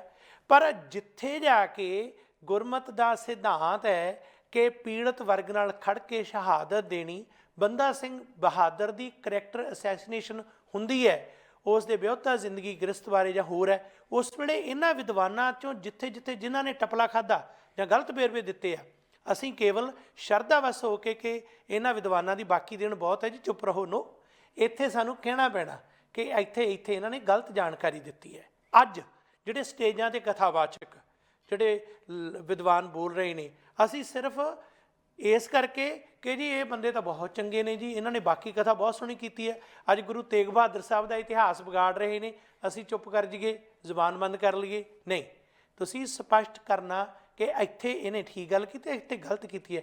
ਪਰ ਡਾਕਟਰ ਸਾਹਿਬ ਕਰਨਗੇ ਤਾਂ ਜੇ ਪ੍ਰਬੰਧਕ ਆਪ ਸੁਚੇਤ ਹੋਣਗੇ। ਸਟੇਜ 'ਤੇ ਗੁਰੂ ਤੇਗ ਬਹਾਦਰ ਜੀ ਬਾਰੇ ਗਲਤ ਕੋਈ ਬੋਲ ਰਿਹਾ ਤੇ ਸੰਗਤਾਂ ਦੇ ਵਿੱਚ ਜਕਾਰੇ ਛੱਡੇ ਜਾ ਰਹੇ ਨੇ, ਪ੍ਰਬੰਧਕ ਉਹਨੂੰ ਸਰੋਪਾ ਦਿੰਦੇ ਨੇ। ਸਥਾਪਤੀ ਜਿਹੜੀ ਇਸਟੈਬਲਿਸ਼ਮੈਂਟ ਹੈ, ਜਿਹੜੀ ਸਰਕਾਰ ਪ੍ਰੋਗਰਾਮ ਕਰ ਰਹੀ ਹੈ, ਉਹਦਾ ਮਨੋਰਥ ਪੂਰਾ ਹੋ ਰਿਹਾ। ਉਦੋਂ ਅੰਗਰੇਜ਼ਾਂ ਬਾਰੇ ਇਹ ਕਿਹਾ ਗਿਆ ਕਿ ਟੋਪੀ ਵਾਲੇ ਨੂੰ ਰਾਜ ਦੇਣਗੇ, ਅੱਜ ਕਿਹਾ ਜਾ ਰਿਹਾ ਜਿਹੜੇ RSS ਵਾਲੇ ਭਗਵਿਆਂ ਨੂੰ ਰਾਜ ਦੇਣਗੇ। ਤੇ ਭਗਵਾਂ ਕਰਨ ਇੱਥੋਂ ਤੱਕ ਕਰ ਦਿੱਤਾ ਕਿ ਜਿਹੜਾ ਸਿੱਖ ਧਰਮ ਦਾ ਨਿਸ਼ਾਨ ਸਾਹਿਬ ਆ ਉਸ ਦਾ ਕਲਰ ਵੀ ਉਹ ਕਰ ਦਿੱਤਾ, ਪ੍ਰਥਾਏ ਉਸ ਦੇ ਸਾਰਾ ਕੁਛ ਕਰਤਾ। ਤੇ ਹੁਣ ਸਟੇਜਾਂ ਤੇ ਉਹਨਾਂ ਦੇ ਨਾਅਰੇ ਜੇ ਕਹਿ ਰਹੇ, ਇਸ ਸਾਰੀ ਗੱਲ ਨੂੰ ਮੋੜਾ ਦੇਵੇਗਾ ਕੌਣ? ਦੇਖੋ, ਇਹ ਕੋਈ ਉਹਨਾਂ ਦਾ ਵੱਡਾ ਅਹਿਸਾਨ ਨਹੀਂ। ਜੇ ਪ੍ਰਾਈਮ ਮਿਨਿਸਟਰ ਅਸੀਂ ਸਤਿਕਾਰ ਕਰਦੇ ਹਾਂ, ਜੇ ਉਹ ਸਿੱਖ ਉਹਨਾਂ ਦੀ ਕੋਈ ਪ੍ਰਭਾਵਸ਼ਾਲੀ ਕੋਈ ਸਪੀਚ ਦਿੰਦੇ ਨੇ, ਇਹ ਨਿਰਭਰ ਕਰਦਾ ਉਹਦੇ ਵਿੱਚ ਤੱਤ ਕੀ ਆ, ਉਹਨਾਂ ਦੇ ਬੋਲਾਂ 'ਚ ਕੀ ਕਿਹਾ ਜਾ ਰਿਹਾ, ਉਹ ਦੇਖਣਾ ਪਵੇਗਾ ਸਾਨੂੰ। ਅਸੀਂ ਇਹ ਨਾ ਕਹੀਏ ਵੀ ਕਿਸੇ ਨੇ ਜਕਾਰਾ ਛੱਡਤਾ, ਗੁਰੂ ਤੇਗ ਬਹਾਦਰ ਸਾਹਿਬ ਨੂੰ ਮਹਾਨ ਗੁਰੂ ਕਹਿ ਦਿੱਤਾ, ਇਹਦੇ ਨਾਲ ਅਸੀਂ ਖੁਸ਼ ਨਾ ਹੋਈਏ। ਸਾਨੂੰ ਵੀ ਦੇਖਣਾ ਪੈਣਾ ਵੀ ਉਹ ਪਰੋਸ ਕੇ ਕੀ ਦੇ ਰਹੇ ਨੇ ਲੋਕਾਂ ਨੂੰ। ਅੱਜ ਵੀ ਅਸੀਂ ਇਹਨਾਂ ਸੰਸਥਾਵਾਂ ਦਾ ਤਾਂ ਹੀ ਅਸੀਂ ਵਧੀਆ ਕੰਟਰੀਬਿਊਸ਼ਨ ਮੰਨਾਂਗੇ ਜੇ ਸਾਡੇ ਸਿੱਖ ਸਿਧਾਂਤਾਂ ਦੇ ਪਹਿਰਾ ਦੇਣ। ਸਿੱਖ ਸਿਧਾਂਤਾਂ ਦੇ ਜੇ ਅਸੀਂ ਕਹੀਏ, ਜੇ ਕਥਾਕਾਰ ਰੌਚਕ ਕਹਾਣੀ ਬਣਾ ਸਕਦੇ ਨੇ, ਪਰ ਜੇ ਗੁਰੂ ਗ੍ਰੰਥ ਸਾਹਿਬ ਦੇ ਸਿਧਾਂਤ ਦੇ ਕੋਈ ਵਿਪਰੀਤ ਗੱਲ ਜਾਂਦੀ ਹੈ, ਚਾਹੇ ਉਹ ਜਿੱਡਾ ਮਰਜ਼ੀ ਵਿਦਵਾਨ ਹੋਵੇ, ਸਾਨੂੰ ਪ੍ਰਵਾਨ ਨਹੀਂ ਕਰਨਾ ਚਾਹੀਦਾ। ਸਾਨੂੰ ਆਵਾਜ਼ ਬੁਲੰਦ ਕਰਨੀ ਚਾਹੀਦੀ ਹੈ। ਇਹ ਫਰਾਂਸ ਦੇ ਸਾਰਟਰ ਵਾਂਗੂ ਇਹ ਸਾਡਾ ਫਰਜ਼ ਬਣਦਾ ਹੈ ਕਿ ਜਿਹੜੇ ਲੇਖਕ ਨੇ, ਜੇ ਕਵੀ ਨੇ, ਉਹਨਾਂ ਦਾ ਵੀ ਫਰਜ਼ ਬਣਦਾ। ਜੋ ਕੁਝ ਆਲੇ ਦੁਆਲੇ ਤੁਸੀਂ ਦੇਖਦੇ ਹੋ, ਜੇ ਉੱਤੇ ਤੁਸੀਂ ਆਪਣਾ ਪ੍ਰਤੀਕਰਮ ਨਹੀਂ ਦਿੰਦੇ ਤਾਂ ਤੁਸੀਂ ਮਹਾਨ ਲੇਖਕ, ਚੰਗੇ ਇਤਿਹਾਸਕਾਰ, ਚੰਗੇ ਲਿਖਾਰੀ ਨਹੀਂ ਹੋ ਸਕਦੇ। ਇਸ ਪ੍ਰਤੀ ਗੁਰੂ ਸਾਹਿਬ ਨੇ ਸਾਨੂੰ ਪਹਿਲਾਂ ਹੀ ਕਹਿ ਦਿੱਤਾ ਵੀ ਨਿਰਭਉ ਤੇ ਨਿਰਵੈਰ ਹੋਣਾ, ਵੀ ਡਰਨਾ ਨਹੀਂ। ਮਨੁੱਖੀ ਅਧਿਕਾਰਾਂ ਦੀ ਖਾਤਰ ਉਹ ਕੁਰਬਾਨ ਹੋਣ ਤੋਂ ਵੀ ਤੁਸੀਂ ਆਪਦੇ ਆਪ ਤਿਆਰ ਰਹਿਣਾ। ਇਹ ਜਿਹੜਾ ਆਪਣੇ ਗੁਰੂ ਸਾਹਿਬ ਨੇ ਤਾਂ ਹੀ ਆਖਿਆ ਸੀ ਨਾ ਵੀ ਮੇਰੇ ਇਸ ਲਹਿਰ ਵਿੱਚ ਸ਼ਾਮਲ ਹੋਣਾ ਨਾ, ਤਾਂ ਸ਼ਾਮਲ ਹੋਵੋ। ਉਹਨਾਂ ਨੇ ਕਿਸੇ ਨੂੰ ਫੋਰਸ ਨਹੀਂ ਕੀਤਾ, ਠੀਕ ਨਹੀਂ। ਅਤੇ ਅਸੀਂ ਸਾਡੇ ਉਹੀ ਸਿਧਾਂਤਾਂ 'ਤੇ ਪਹਿਰਾ ਦਈਏ, ਗੁਰੂ ਸਾਹਿਬ ਦੇ ਵਚਨਾਂ 'ਤੇ ਉਹਨਾਂ ਦੇ ਮੰਨੀਏ। ਜੇ ਅਸੀਂ ਗੁਰੂ ਗ੍ਰੰਥ ਦੇ ਸਿੱਖ ਬਣੇ ਰਹੀਏ ਤਾਂ ਗੁਰੂ ਗ੍ਰੰਥ ਦੇ ਵਿਚਾਰਾਂ 'ਤੇ ਵੀ ਪਹਿਰਾ ਦੇਣਾ। ਪਰ ਜੋ ਕੁਝ ਇਤਿਹਾਸਿਕ ਤੱਤ ਤਰੋੜ ਮੋੜ ਕੇ ਪੇਸ਼ ਕੀਤੇ ਜਾ ਰਹੇ ਨੇ, ਉਹ ਗੁਰੂ ਗ੍ਰੰਥ ਸਾਹਿਬ ਦੇ ਸਿਧਾਂਤਾਂ ਦੀ ਕਸਵੱਟੀ ਅਨੁਸਾਰ ਪਰਖੀਏ, ਤਾਂ ਹੀ ਪ੍ਰਵਾਨ ਕਰੀਏ। ਇਹ ਨਾ ਹੋਵੇ ਕਿਤੇ ਜਿਵੇਂ ਕੋਈ ਇੱਕ ਵਾਰੀ ਮੈਂ ਸੁਣਦਾ ਸੀ 1984 'ਚ, ਅਤੇ ਜਦੋਂ ਕਿਹਾ ਅਕਾਲ ਤਖਤ ਢਾਹ ਦਿੱਤਾ, ਸਾਡੇ ਸਿੰਘ ਬੈਠੇ ਜਕਾਰੇ ਛੱਡ ਦਿੰਦੇ। ਸਾਨੂੰ ਕਈ ਵਾਰੀ ਇਹ ਵੀ ਨਹੀਂ ਪਤਾ ਹੁੰਦਾ ਵੀ ਜਕਾਰਾ ਛੱਡਣਾ ਕਿੱਥੇ ਆ, ਜਕਾਰੇ ਦਾ ਮੰਤਵ ਕੀ ਹੈ, ਜਕਾਰੇ ਦਾ ਮਹੱਤਤਾ ਕੀ ਹੈ। ਇਸ ਬਾਰੇ ਸਾਨੂੰ ਥੋੜ੍ਹਾ ਜਿਹਾ ਅਲਰਟ ਹੋਣ ਦੀ ਲੋੜ ਹੈ, ਸੁਚੇਤ ਹੋਣ ਦੀ ਲੋੜ ਹੈ। ਜਿਹੜਾ ਇਹ ਜਜ਼ਬਾ ਹੈ, ਬਿਨਾਂ ਸ਼ੱਕ ਕਿ ਜਦੋਂ ਤੁਸੀਂ ਕੋਈ ਬੁਲਾਰਾ ਬੋਲਦਾ, ਇੱਕ ਆਵੇਸ਼ ਜੋਸ਼ 'ਚ ਆ ਕੇ ਤੁਸੀਂ ਬੋਲਦੇ ਹੋ, ਚੰਗੀ ਗੱਲ ਹੈ। ਪਰ ਇਹ ਵਾਚਣਾ ਜ਼ਰੂਰੀ ਹੈ ਕਿ ਅਸੀਂ ਚੜ੍ਹਦੀ ਕਲਾ ਦੀ ਗੱਲ ਜਦੋਂ ਕਰਦੇ ਹਾਂ ਜਾਂ ਜ਼ੁਲਮ ਦੀ ਗੱਲ ਜਦੋਂ ਕਰਦੇ ਹਾਂ ਜਾਂ ਸੁਣਦੇ ਹਾਂ, ਉਸ ਵੇਲੇ ਸਾਡੀ ਪਹੁੰਚ ਕਿਹੋ ਜਿਹੀ ਹੋਵੇ। ਇਹਦਾ ਇੱਕ ਸਧਾਰਨ ਸਰੋਤੇ ਦੇ ਤੌਰ 'ਤੇ ਹੈ। ਜਿਵੇਂ ਅਸੀਂ ਗੁਰਦੁਆਰਿਆਂ 'ਚ ਵੀ ਜਾਂਦੇ ਹਾਂ ਤਾਂ ਸਾਡਾ ਫਰਜ਼ ਬਣਦਾ, ਇਹ ਵਧੀਆ ਗੱਲ ਹੈ ਕਿ ਸੁਚੇਤ ਹੋਈਏ। ਹੁਣ ਉਸ ਤੋਂ ਵੀ ਵੱਡੀ ਗੱਲ ਇਹ ਆਉਂਦੀ ਹੈ ਕਿ ਉੱਥੇ ਸਟੇਜਾਂ 'ਤੇ ਕੀ ਕਿਹਾ ਜਾਂਦਾ ਹੈ। ਗੱਲ ਇੱਥੇ ਨਿਬੜਦੀ ਹੈ। ਗੁਰੂ ਗ੍ਰੰਥ ਸਾਹਿਬ ਦੇ ਗੁਰਬਾਣੀ ਦੇ ਪ੍ਰਸੰਗ 'ਚ, ਗੁਰੂ ਤੇਗ ਬਹਾਦਰ ਜੀ ਦੀ ਬਾਣੀ ਦੇ ਪ੍ਰਸੰਗ ਦੇ ਵਿੱਚ ਅਸੀਂ ਥੋੜ੍ਹੀ ਜਿਹੀ ਗੱਲਬਾਤ ਕਰੀਏ। ਗੁਰੂ ਸਾਹਿਬ ਦੇ ਜਿਹੜੇ ਦੋਹੇ ਨੇ, ਉਹਨਾਂ ਦੋਹਿਆਂ ਦੇ ਵਿੱਚੋਂ ਇੱਕ ਦੋਹਰਾ ਬਲ ਛੁੱਟ ਕੇ ਬੰਧਨ ਭਰੇ, ਬਲ ਹੋਆ ਬੰਧਨ ਛੁੱਟਿਆ। ਇਹ ਦੋ ਜੋੜਾ ਜਿਹੜਾ ਦੋਹਿਆਂ ਦਾ, ਮੈਂ ਬਹੁਤ ਸਾਰੇ ਲੇਖਕ ਉਹਨਾਂ ਦੀਆਂ ਪੁਰਾਤਨ ਜਿਹੜੇ ਲਿਖਾਰੀ ਨੇ, ਉਹਨਾਂ ਦੀਆਂ ਇੱਕ ਟਪਲੇ ਵਾਲੀਆਂ ਗੱਲਾਂ ਨੂੰ ਅੱਜ ਦੇ ਪ੍ਰਚਾਰਕਾਂ ਦੇ ਮੂੰਹ ਸੁਣ ਰਿਹਾ ਸੀ, ਜਿਹੜੇ ਗਲਤ ਫਹਿਮੀ ਦਾ ਸ਼ਿਕਾਰ ਹੋਏ ਕਿ ਗੁਰੂ ਸਾਹਿਬ ਨੇ ਜੀ ਪਹਿਲਾ ਦੋਹਾ ਲਿਖ ਕੇ ਭੇਜਿਆ, ਦੂਜਾ ਗੁਰੂ ਗੋਬਿੰਦ ਸਿੰਘ ਜੀ ਨੇ ਜਵਾਬ ਦਿੱਤਾ। ਛੋਟੀ ਉਮਰ ਸੀ ਗੁਰੂ ਜੀ ਦੀ, ਉਹ ਪ੍ਰੇਰਿਤ ਕਰਦੇ ਨੇ। ਫਿਰ ਇੱਕ ਹੋਰ ਇਹੋ ਜਿਹਾ ਪ੍ਰਸੰਗ ਜਿਹੜਾ ਕਿ ਆਮ ਸਾਡੀਆਂ ਸਟੇਜਾਂ 'ਤੇ ਕਿਹਾ ਜਾਂਦਾ ਕਿ ਕਸ਼ਮੀਰੀ ਪੰਡਤ ਪੀੜਤ ਗੁਰੂ ਸਾਹਿਬ ਦੇ ਕੋਲ ਆਏ, ਗੁਰੂ ਸਾਹਿਬ ਉਸ ਵੇਲੇ ਵਾਰਤਾਲਾਪ ਕਰ ਰਹੇ ਨੇ, ਅਤੇ ਗੁਰੂ ਗੋਬਿੰਦ ਸਿੰਘ ਜੀ ਜਿਹੜੀ ਛੋਟੀ ਉਮਰ 'ਚ ਨੇ, ਉਹ ਪੁੱਛ ਰਹੇ ਨੇ ਕੀ ਗੱਲ ਹੈ। ਕਹਿੰਦੇ ਜੀ ਇਹਨਾਂ ਦੇ ਵਾਸਤੇ ਕਿਸੇ ਨੂੰ ਸ਼ਹਾਦਤ ਦੇਣ ਦੀ ਲੋੜ ਹੈ। ਅਤੇ ਫਿਰ ਉਹ ਕਹਿੰਦੇ ਨੇ ਜਾਓ ਤੁਸੀਂ ਸ਼ਹਾਦਤ ਦਿਓ। ਇਹ ਸਾਡੀਆਂ ਸਟੇਜਾਂ 'ਤੇ ਬਹੁਤ ਉਤਸ਼ਾਹ ਦੇ ਨਾਲ ਗੁਰੂ ਸਾਹਿਬਾਨ ਬਨਾਮ ਗੁਰੂ ਸਾਹਿਬਾਨ, ਗੁਰੂ ਗੋਬਿੰਦ ਸਿੰਘ ਜੀ ਬਨਾਮ ਗੁਰੂ ਤੇਗ ਬਹਾਦਰ ਜੀ, ਇੱਕ ਨਵਾਂ ਨੈਰੇਟਿਵ ਆਪਸ ਵਿੱਚ ਹੀ ਸਿਰਜਦੇ ਨੇ, ਜਿਸ ਦਾ ਅਰਥ ਗੁਰੂ ਤੇਗ ਬਹਾਦਰ ਜੀ ਦੀ ਮਹਾਨਤਾ, ਗੁਰੂ ਤੇਗ ਬਹਾਦਰ ਜੀ ਦੀ ਉੱਚੀ ਸੋਚ, ਗੁਰੂ ਤੇਗ ਬਹਾਦਰ ਜੀ ਜਿਨ੍ਹਾਂ ਨੇ ਗੁਰੂ ਗੋਬਿੰਦ ਸਿੰਘ ਜੀ ਨੂੰ ਪ੍ਰੇਰਨਾ ਦਿੱਤੀ ਹੈ, ਉਹਨਾਂ ਦੇ ਸਤਿਕਾਰ 'ਚ ਕਿਵੇਂ ਜਾਂਦਾ, ਕਿਹਨੂੰ ਅਸੀਂ ਛੋਟਾ ਕਰ ਰਹੇ ਹਾਂ, ਕਿਹਨੂੰ ਵੱਡਾ ਕਰ ਰਹੇ ਹਾਂ। ਡਾਕਟਰ ਸਾਹਿਬ ਇਹਦੇ 'ਤੇ ਜ਼ਰੂਰ ਚੱਲਣਾ ਪਾਓ। ਦੇਖੋ, ਇੱਕ ਪਹਿਲੀ ਗੱਲ ਤਾਂ ਜੋ ਗੁਰੂ ਸਾਹਿਬ ਨੇ ਬਾਣੀ ਉਚਾਰੀ ਗੁਰੂ ਤੇਗ ਬਹਾਦਰ ਸਾਹਿਬ ਦੀ, ਇਹ ਸਾਨੂੰ ਪਤਾ ਵੀ ਗੁਰੂ ਗੋਬਿੰਦ ਸਿੰਘ ਜੀ ਨੇ ਬਾਣੀ ਸ਼ਾਮਿਲ ਕੀਤੀ ਜੀ। ਪਰ ਇਹਦੇ ਇੱਕ ਖਿਆਲ ਰੱਖਣ ਵਾਲੇ ਬੜੀ ਸੂਖਸ਼ਮ ਗੱਲ ਆ, ਜੀ ਜੋ ਗੁਰੂ ਨਾਨਕ ਸਾਹਿਬ ਨੇ ਮੰਗਲ ਵਰਤਿਆ ਸੀ ਇੱਕ ਓਂਕਾਰ ਤਲੇ ਗੁਰ ਪ੍ਰਸਾਦ ਤੱਕ, ਬਾਣੀ ਦੇ ਸ਼ੁਰੂ ਵਿੱਚ ਉਹੀ ਮੰਗਲ ਗੁਰੂ ਤੇਗ ਬਹਾਦਰ ਸਾਹਿਬ ਨੇ ਵਰਤਿਆ।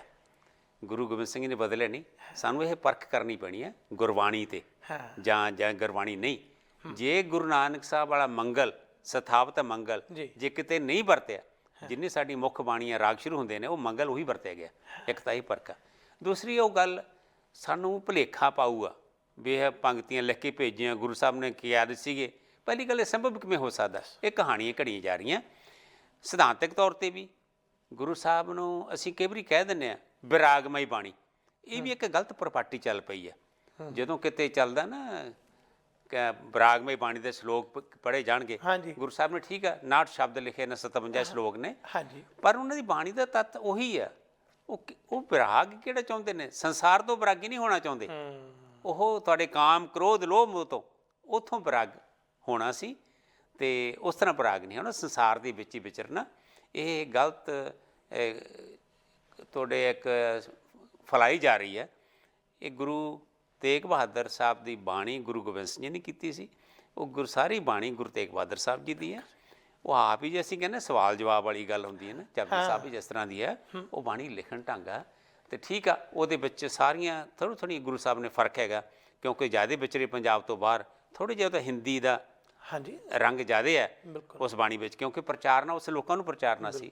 ਅਤੇ ਪਰ ਇਹ ਗੁਰੂ ਤੇਗ ਬਹਾਦਰ ਸਾਹਿਬ ਦੀ ਬਾਣੀ ਹੈ, ਉਹਦੇ ਵਿੱਚ ਕੋਈ ਜਿਹੜਾ ਤੁਸੀਂ ਕਹਿੰਦੇ ਹੋ ਕਹਾਣੀ ਘੜੀ ਜਾ ਰਹੀ ਹੈ ਵੀ ਉੱਥੇ ਬੈਠੇ ਨੇ ਵੀ ਸੋਚ ਰਹੇ ਨੇ ਵੀ ਕੀ ਕੀਤਾ ਜਾਵੇ, ਅਤੇ ਗੁਰੂ ਗੋਬਿੰਦ ਸਿੰਘ ਜੀ ਨੂੰ ਕਹਾਉਣਾ, ਇਹ ਵੀ ਇੱਕ ਸੂਖਸ਼ਮ ਗੱਲਾਂ ਇਹ। ਅਤੇ ਅਸੀਂ ਸਮਝਦੇ ਬਹੁਤ ਵਡਿਆਈ ਆ ਉੱਥੇ ਗੁਰੂ ਤੇਗ ਬਹਾਦਰ ਸਾਹਿਬ ਗੁਰੂ ਗੋਬਿੰਦ ਸਿੰਘ ਜੀ ਦੀ ਵਡਿਆਈ ਜ਼ਿਆਦਾ ਹੋ ਜਾਂਦੀ ਹੈ ਵੀ ਉਹ ਆਪਦੇ ਬਾਪ ਨੂੰ ਚੇਤੇ ਕਰਾ ਰਹੇ ਨੇ, ਆਪਦੇ ਪਿਤਾ ਨੂੰ ਚੇਤੇ ਕਰਾ ਰਹੇ ਨੇ। ਇਹਦਾ ਮਤਲਬ ਪਿਤਾ ਜੀ ਇੰਨੇ ਗੁਰਮਤਿ ਦੇ ਵਿੱਚ ਮਾਹਰ ਨਹੀਂ ਜੀ, ਗੁਰਮਤਿ ਸਿਧਾਂਤਾਂ ਦੇ ਪਹਿਰਾ ਨਹੀਂ ਦੇ ਰਹੇ। ਇਹ ਗੱਲਾਂ ਸਾਡੀ ਸੂਖਸ਼ਮ ਹੈ। ਇਹਨਾਂ ਬਾਰੇ ਵੀ ਸਾਨੂੰ ਸੁਚੇਤ ਹੋਣਾ ਪਵੇਗਾ।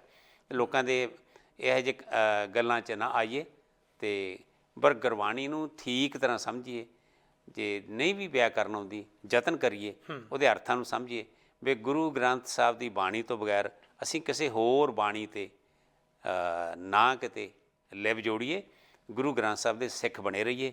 ਸੰਸਾਰ 'ਚ ਸਾਡਾ ਤਾਂ ਹੀ ਭਲਾ ਹੋਵੇਗਾ, ਸਾਡਾ ਭਵਿੱਖ ਵੀ ਉਜਲਾ ਹੋਵੇਗਾ ਜੇ ਅਸੀਂ ਗੁਰੂ ਗ੍ਰੰਥ ਸਾਹਿਬ ਦੀ ਬਾਣੀ ਆਪ ਪੜ੍ਹੀਏ, ਪੜ੍ਹ ਕੇ ਵਿਚਾਰੀਏ। ਤਾਂ ਹੀ ਗੁਰੂ ਤੇਗ ਬਹਾਦਰ ਸਾਹਿਬ ਨੇ 400 ਸਾਲਾ ਮਨਾਇਆ ਸਾਰਥਕ ਹੋ ਸਕਦਾ। ਨਹੀਂ ਤਾਂ ਅਸੀਂ ਜਸ਼ਨ ਤਾਂ ਬਹੁਤ ਚਿਰਾਂ ਤੋਂ ਮਨਾਉਂਦੇ ਹਾਂ, ਕਰੋੜਾਂ ਰੁਪਈਆ ਲੱਖਾਂ ਰੁਪਈਆ ਖਰਚ ਕਰਦੇ ਹਾਂ, ਪਰ ਉਹਦੇ ਵਿੱਚ ਜੇ ਬਾਣੀ ਦਾ ਪ੍ਰਚਾਰ ਕੀਤਾ ਜਾਵੇ ਥੋੜ੍ਹੇ ਪੈਸੇ ਲੱਗਦੇ ਨੇ ਅਤੇ ਕਾਨਫਰੰਸਾਂ ਕੀਤੀ ਜਾਣ, ਉਹ 'ਚ ਭਲਾ ਮੈਂ ਸਮਝਦਾ। ਅਤੇ ਇਕੱਲੇ ਜਸ਼ਨ ਮਨਾਉਣ ਤੱਕ ਸੀਮਤ ਨਾ ਹੋਈਏ। ਇਕੱਲੇ ਜੇ ਲੀਡਰ ਆ ਕੇ ਬੋਲਣ, ਉਹਨਾਂ 'ਤੇ ਖੁਸ਼ੀ ਨਾ ਪ੍ਰਗਟ ਕਰੀਏ, ਉਹਨਾਂ ਦੇ ਆਪਣੇ ਸਪੀਚਸ ਨੂੰ ਲੈਕਚਰਸ ਨੂੰ ਪ੍ਰਭਾਵਸ਼ਾਲੀ ਨਾ ਦੱਸੀਏ। ਪ੍ਰਭਾਵਸ਼ਾਲੀ ਸਾਡਾ ਗਿਆਨ ਆ, ਗੁਰਮਤਿ ਗਿਆਨ ਆ। ਬਿਲਕੁਲ ਬਿਲਕੁਲ ਜੀ, ਇਹ ਵੀ ਗੱਲ ਬੜੀ ਪਾਏਦਾਰ ਹੈ ਕਿ ਗੁਰੂ ਤੇਗ ਬਹਾਦਰ ਜੀ ਦਾ 400 ਸਾਲਾ ਕੋਈ ਸਰਕਾਰ ਮਨਾਵੇ ਨਾ ਮਨਾਵੇ, ਇਹਦੇ ਨਾਲ ਗੁਰੂ ਸਾਹਿਬ ਦੀ ਜਿਹੜੀ ਮਹਾਨਤਾ ਉਹਨੂੰ ਨਹੀਂ ਵਡਿਆਉਣ ਦੀ ਕੋਈ ਗੱਲ, ਉਹ ਤਾਂ ਜਿੰਨੀ ਹੈ। ਇਹ ਜ਼ਰੂਰ ਹੈ ਕਿ ਉਹ ਜੇ ਚੰਗੀ ਸੋਚ ਨਾ ਮਨਾਏਗੀ, ਇਸ ਦੇ ਵਾਸਤੇ ਉਹਨਾਂ ਦੀ ਸ਼ਾਬਾਸ਼। ਜੇ ਉਸ ਦਾ ਬਿਰਤਾਂਤ ਗਲਤ ਸਿਰਜੇਗੀ ਤਾਂ ਇਹਨੇ ਵੀ ਜਗ ਜ਼ਾਹਰ ਹੋ ਜਾਣਾ। ਆਪਣਾ ਮੁਫਾਦ ਉਹ ਜ਼ਰੂਰ ਪੂਰਾ ਕਰ ਸਕਦੇ ਨੇ। ਗੁਰੂ ਤੇਗ ਬਹਾਦਰ ਜੀ ਨੂੰ ਇੱਦਾਂ ਵੱਡਿਆ ਨਹੀਂ ਕੀਤਾ ਜਾ ਸਕਦਾ, ਪਹਿਲਾਂ ਹੀ ਉਹ ਏਡੇ ਵੱਡੇ ਨੇ। ਸੰਸਾਰ ਦੇ ਇਤਿਹਾਸ ਦੇ ਵਿੱਚ ਜੇਕਰ ਦੇਖੀਏ, ਗੁਰੂ ਨਾਨਕ ਸਾਹਿਬ 9ਵੇਂ ਗੁਰੂ ਨਾਨਕ ਗੁਰੂ ਤੇਗ ਬਹਾਦਰ ਜੀ ਦੀ ਬੜੀ ਵੱਡੀ ਦੇਣ ਹੈ। ਇਹ ਅੱਜ ਤੱਕ ਉਜਾਗਰ ਨਹੀਂ ਹੋਈ। ਅੱਜ ਇਸ ਨੂੰ ਪੂਰੇ ਰੂਪ ਦੇ ਵਿੱਚ ਸੰਸਾਰ ਭਰ ਦੇ ਵਿੱਚ ਜਿੱਥੇ ਸਿੱਖ ਫੈਲੇ ਹੋਏ ਨੇ, ਫਰਜ਼ ਬਣਦਾ ਹੈ ਕਿ ਇਹਨੂੰ ਪੂਰਨ ਰੂਪ 'ਚ ਦੱਸੀਏ ਕਿ UNO ਵਰਗੀਆਂ ਸੰਸਥਾਵਾਂ, ਹੋਰ ਜਥੇਬੰਦੀਆਂ ਜਿਹੜੀਆਂ ਅੱਜ ਉਹ ਗੱਲਾਂ ਕਰਦੀਆਂ ਨੇ, ਗੁਰੂ ਸਾਹਿਬ ਨੇ ਅੱਜ ਤੋਂ 3-4 ਸਦੀਆਂ ਪਹਿਲਾਂ ਉਸ ਦਾ ਬਕਾਇਦਾ ਮੁਕੰਮਲ ਖਾਕਾ ਉਲੀਕ ਦਿੱਤਾ ਸੀ।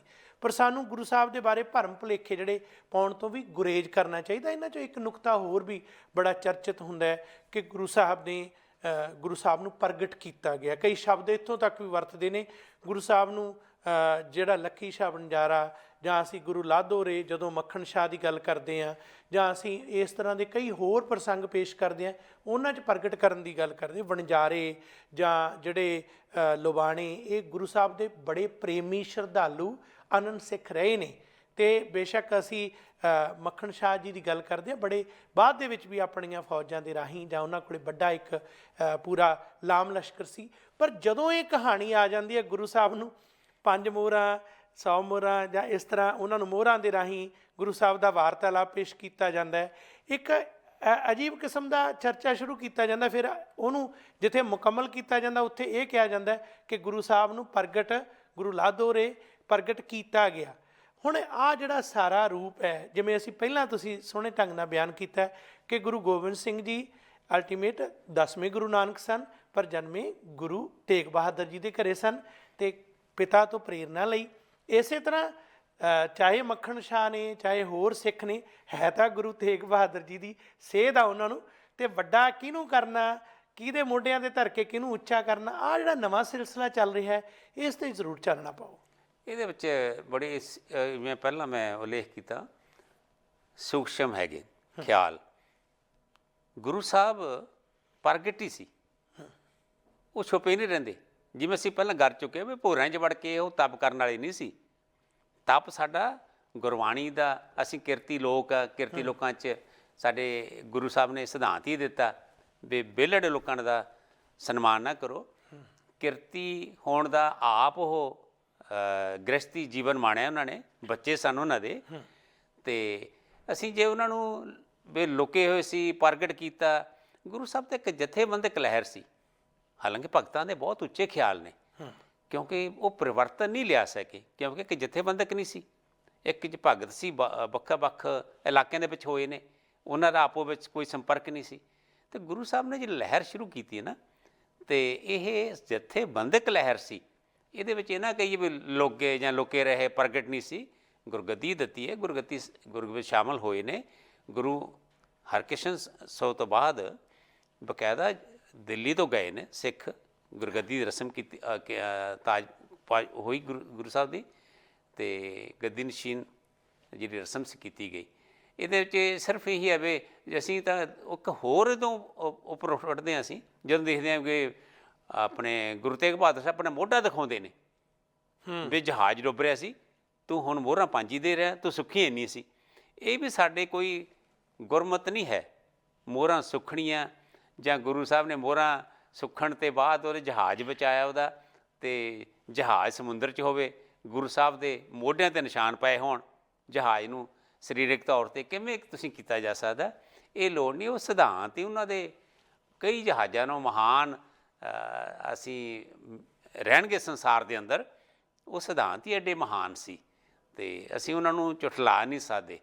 ਸਿਧਾਂਤ ਹੀ ਐਡੇ ਕੀਮਤੀ ਸਨ। ਅੱਜ ਵੀ ਜੇ ਅਸੀਂ ਕਸਬੱਟੀ 'ਤੇ ਦੇਖਿਆ ਜਾਵੇ, ਮਾਡਰਨ ਜਿਹੜੇ ਹੈਗੇ ਲੈ ਭਾਵੇਂ ਚਿੰਤਕ ਹੋਣ, ਹਾਂਜੀ, ਪਰ ਗੁਰੂ ਸਾਹਿਬ ਦੇ ਜੋ ਸਿਧਾਂਤ ਆ ਸਮੁੱਚੀ ਮਾਨਵਤਾ ਲਈ, ਜਿਹੜੇ ਵੱਡੇ ਵੱਡੇ ਮਹਾਨ ਵਿਦੇਸ਼ੀ ਜਿਹੜੇ ਚਿੰਤਕ ਸੀ ਉਹਨਾਂ ਨੇ ਵੀ ਪ੍ਰਵਾਨ ਕੀਤਾ। ਬੜੇ ਬੜੇ ਜਿਹੜੇ ਹਿਸਟੋਰੀਅਨ ਸੀ, ਇਤਿਹਾਸਕਾਰ ਸੀ, ਉਹਨਾਂ ਨੇ ਵੀ ਮੰਨਿਆ ਕਿ ਕਿਤੇ ਜੇ ਸਮਾਂ ਆਵੇ ਵੀ, ਕਿਤੇ ਧਰਤੀ ਉਲਟ ਪੁਲਟ ਵੀ ਹੋ ਜੇ, ਤਾਂ ਜੇ ਕਿਤੇ ਮੁੜ ਕੇ ਸਿਧਾਂਤ ਜੀਵਤ ਰਿਹਾ ਤਾਂ ਉਹ ਗੁਰੂ ਗ੍ਰੰਥ ਸਾਹਿਬ ਦਾ ਸਿਧਾਂਤ ਆ। ਇਹ ਬਹੁਤ ਵੱਡੀ ਗੱਲ ਆ। ਅਤੇ ਜੇ ਇਹ ਹਿਸਟੋਰੀਅਨ ਕਹਿ ਰਹੇ ਨੇ, ਅਤੇ ਇਹਦੇ ਵਿੱਚ ਸਾਨੂੰ ਮਾਣ ਹੋਣਾ ਚਾਹੀਦਾ। ਪਰ ਸਿਧਾਂਤ ਤਾਂ ਹੀ ਵੱਡਾ ਹੋਵੇ, ਤਾਂ ਹੀ ਰਹਿ ਸਕਦਾ ਜੇ ਅਸੀਂ ਸੁਚੇਤ ਹੋਈਏ, ਅਸੀਂ ਸਿਧਾਂਤ ਦੇ ਉਹਦੇ ਅਨੁਯਾਈ ਬਣੇ ਰਹੀਏ, ਅਤੇ ਉਹਨੂੰ ਸਮਝੀਏ, ਸਮਝ ਕੇ ਆਪਣੇ ਜੀਵਨ 'ਤੇ ਘਟਾਈਏ, ਅਤੇ ਜਿੱਥੇ ਕੁ ਸੰਭਵ ਹੋ ਸਕੇ ਅਤੇ ਦੂਜੇ ਲੋਕਾਂ ਨੂੰ ਵੀ ਪ੍ਰਚਾਰੀਏ ਵੀ ਸਾਡੇ ਗੁਰੂ ਸਾਹਿਬ ਦੇ, ਗੁਰੂ ਸਾਹਿਬਾਨਾਂ ਦੇ ਐਡੇ ਵੱਡੇ ਸਿਧਾਂਤ ਸਨ। ਅੱਜ ਦੂਜੀ ਗੱਲ ਇਹ, ਅੱਜ ਤੱਕ ਅਸੀਂ ਗੁਰੂ ਤੇਗ ਬਹਾਦਰ ਸਾਹਿਬ ਨੂੰ ਕਹਿ ਦਿੱਤਾ ਵੀ ਪੰਡਤ ਆਏ, ਕਸ਼ਮੀਰੀ ਪੰਡਤ ਆਏ, ਸ਼ਹੀਦੀ ਦਿੱਤੀ। ਅੱਜ ਵੀ ਬਹੁਤ ਕੁਝ ਹੋ ਰਿਹਾ, ਉੱਥੇ ਕਈ ਘੱਟ ਗਿਣਤੀ ਦੇ ਲੋਕਾਂ ਨਾਲ ਧੱਕਾ ਕੀਤਾ ਜਾ ਰਿਹਾ, ਜ਼ੁਲਮ ਹੋ ਰਿਹਾ। ਪਿੱਛੇ ਖਾਲਸਾ ਏਡ ਨੇ ਬੜੀ ਸਹਿਯੋਗ ਦਿੱਤਾ। ਦੇਖੋ ਵਿਦਿਆਰਥੀਆਂ 'ਤੇ ਕਿੱਡਾ, ਜਦੋਂ ਉਹ ਪਹਿਲਗਾਮਾਂ ਵਿੱਚ ਕਾਂਡ ਵਾਪਰਿਆ, ਤੇ ਦੋਸ਼ ਮੁਸਲਮਾਨਾਂ ਤੇ ਲਾਇਆ ਗਿਆ। ਤੇ ਉਹਨਾਂ ਵਿਚਾਰੇ ਵਿਦਿਆਰਥੀਆਂ ਦਾ ਕੀ ਦੋਸ਼ ਸੀ ਜੋ ਪੜ੍ਹਨ ਆਏ ਸੀ, ਤੇ ਉਹਨਾਂ ਨੂੰ ਖਾਲਸਾ ਏਡ ਵੱਲੋਂ ਸਹਿਯੋਗ ਦੇਣਾ ਤੇ ਉਹਨਾਂ ਨੂੰ ਘਰ ਘਰ ਪਹੁੰਚਾਉਣਾ, ਇਹ ਬਹੁਤ ਵੱਡੀ ਪ੍ਰਾਪਤੀ ਸੀ। ਇੱਕ ਸਿੱਖ ਸਿਧਾਂਤ 'ਤੇ ਪਹਿਰਾ ਦਿੱਤਾ ਗਿਆ। ਅੱਜ ਵੀ ਲੋੜ ਆ, ਚਾਹੇ ਕੱਲ੍ਹ ਨੂੰ ਸ਼ਹੀਨ ਬਾਗ ਦੁਬਾਰਾ ਵਾਪਰ ਜਾਵੇ ਜਾਂ ਕਿਤੇ ਹੋਰ, ਚਾਹੇ ਈਸਾਈ ਮਤ ਹੋਵੇ, ਚਾਹੇ ਗਰੀਬ ਜਨਤਾ ਕਿਉਂ ਨਾ ਹੋਵੇ, ਉਹਨਾਂ 'ਤੇ ਸਾਡਾ ਫਰਜ਼ ਬਣਦਾ ਅਸੀਂ ਸਹਿਯੋਗ ਦਈਏ, ਕੁਰਬਾਨੀ ਦਈਏ। ਜਿੱਥੇ ਉਹਨਾਂ ਦੇ ਜਾਂ ਹਾਂ ਦਾ ਨਾਅਰਾ ਜਾਂ ਆਵਾਜ਼ ਬੁਲੰਦ ਕਰੀਏ, ਜਿੱਥੇ ਤੁਹਾਡੇ ਸੰਭਵ ਹੋਵੇ, ਚਾਹੇ ਲਿਖਤ ਵਿੱਚ ਚਾਹੇ ਬੋਲ ਕੇ, ਤੁਸੀਂ ਘੱਟ ਗਿਣਤੀਆਂ 'ਤੇ ਹੋ ਰਹੇ ਜ਼ੁਲਮ 'ਤੇ ਵੀ ਆਵਾਜ਼ ਬੁਲੰਦ ਕਰਨੀ ਪਵੇਗੀ। ਇਹ ਉਹਨਾਂ ਵਿੱਚ ਤੁਸੀਂ ਗੁਰੂ ਤੇਗ ਬਹਾਦਰ ਸਾਹਿਬ ਲਈ, ਅਸੀਂ ਉਹੀ ਕਸ਼ਮੀਰੀ ਪੰਡਤਾਂ ਵਾਲੀ ਰੱਟ ਲੈ ਜਾਈਏ। ਅੱਜ ਵੀ ਬਹੁਤ ਇਹੋ ਜਿਹੇ ਹਾਦਸੇ ਵਾਪਰ ਰਹੇ ਨੇ, ਉੱਥੇ ਵੀ ਸਾਨੂੰ ਆਵਾਜ਼ ਬੁਲੰਦ ਕਰਨੀ ਪਵੇਗੀ ਜੇ ਅਸੀਂ ਗੁਰੂ ਤੇਗ ਬਹਾਦਰ ਸਾਹਿਬ ਦੇ ਸੱਚੇ ਸਿੱਖ ਹਾਂ। ਮੈਂ ਇਹ ਕਹਾਂਗਾ ਵੀ ਹਮੇਸ਼ਾ ਹੀ ਇਹ ਤਾਂ ਡਰੀਏ ਨਾ, ਕਿਸੇ ਉਹਦੇ ਵਿੱਚ ਕਲਾਵੇ ਉਹਨਾਂ ਦੇ ਬਹਿਕਾਵੇ 'ਚ ਨਾ ਆਈਏ, ਕਦੇ ਇਹ ਨਾ ਮਹਿਸੂਸ ਕਰੀਏ ਵੀ ਸਿੱਖ ਤਾਂ ਹਿੰਦੂਆਂ 'ਚ ਹੀ ਬਣੇ ਨੇ। ਨਹੀਂ, ਇਹਦਾ ਇੱਥੇ ਕੋਈ ਫਰਕ ਨਹੀਂ ਪੈਂਦਾ। ਮੁਸਲਮਾਨ ਵੀ ਸਿੱਖ ਬਣੇ ਨੇ, ਠੀਕ ਆ, ਬਹੁਤ ਗਿਣਤੀ ਹਿੰਦੂਆਂ 'ਚ ਬਣੇ ਨੇ। ਇਹ ਲਹਿਰ ਚੰਗੀ ਸੀ, ਵਿਚਾਰ ਚੰਗੇ ਸੀ ਗੁਰੂ ਸਾਹਿਬਾਂ ਦੇ, ਤਾਂ ਹੀ ਉਹਨਾਂ ਨੂੰ ਉਹਨਾਂ ਨੇ ਪ੍ਰਵਾਨ ਕੀਤਾ, ਉਹ ਸਿੱਖ ਬਣ ਗਏ। ਇਹ ਸਾਨੂੰ ਪਿਛੋਕੜ ਜਾਣ ਦੀ ਲੋੜ ਨਹੀਂ। ਨਾ ਜਿਵੇਂ ਅਸੀਂ ਗੁਰੂ ਸਾਹਿਬ ਨਾਲ ਜੋੜਦੇ ਨੇ ਬੇਦੀ ਸੋਢੀ, ਉਹ ਵੀ ਕਹਿਣ ਦੀ ਲੋੜ ਨਹੀਂ। ਉਹ ਗੁਰੂ ਸਾਹਿਬ ਨੇ ਆਪਣੇ ਪਹਿਲਾਂ ਹੀ ਨਹੀਂ ਮੰਨਿਆ, ਉਹਨਾਂ ਨੇ ਆਪਣੇ ਛੱਡ ਦਿੱਤਾ ਸੀ। ਉਹ ਨਾ ਕੋਈ ਹਿੰਦੂ ਨਾ ਮੁਸਲਮਾਨ, ਅੱਲਾ ਰਾਮ ਕੇ ਪਿੰਡ ਪ੍ਰਾਣ, ਇਹ ਸਿਧਾਂਤ 'ਤੇ ਸਾਨੂੰ ਪਹਿਰਾ ਦੇਣ ਦੀ ਲੋੜ ਆ।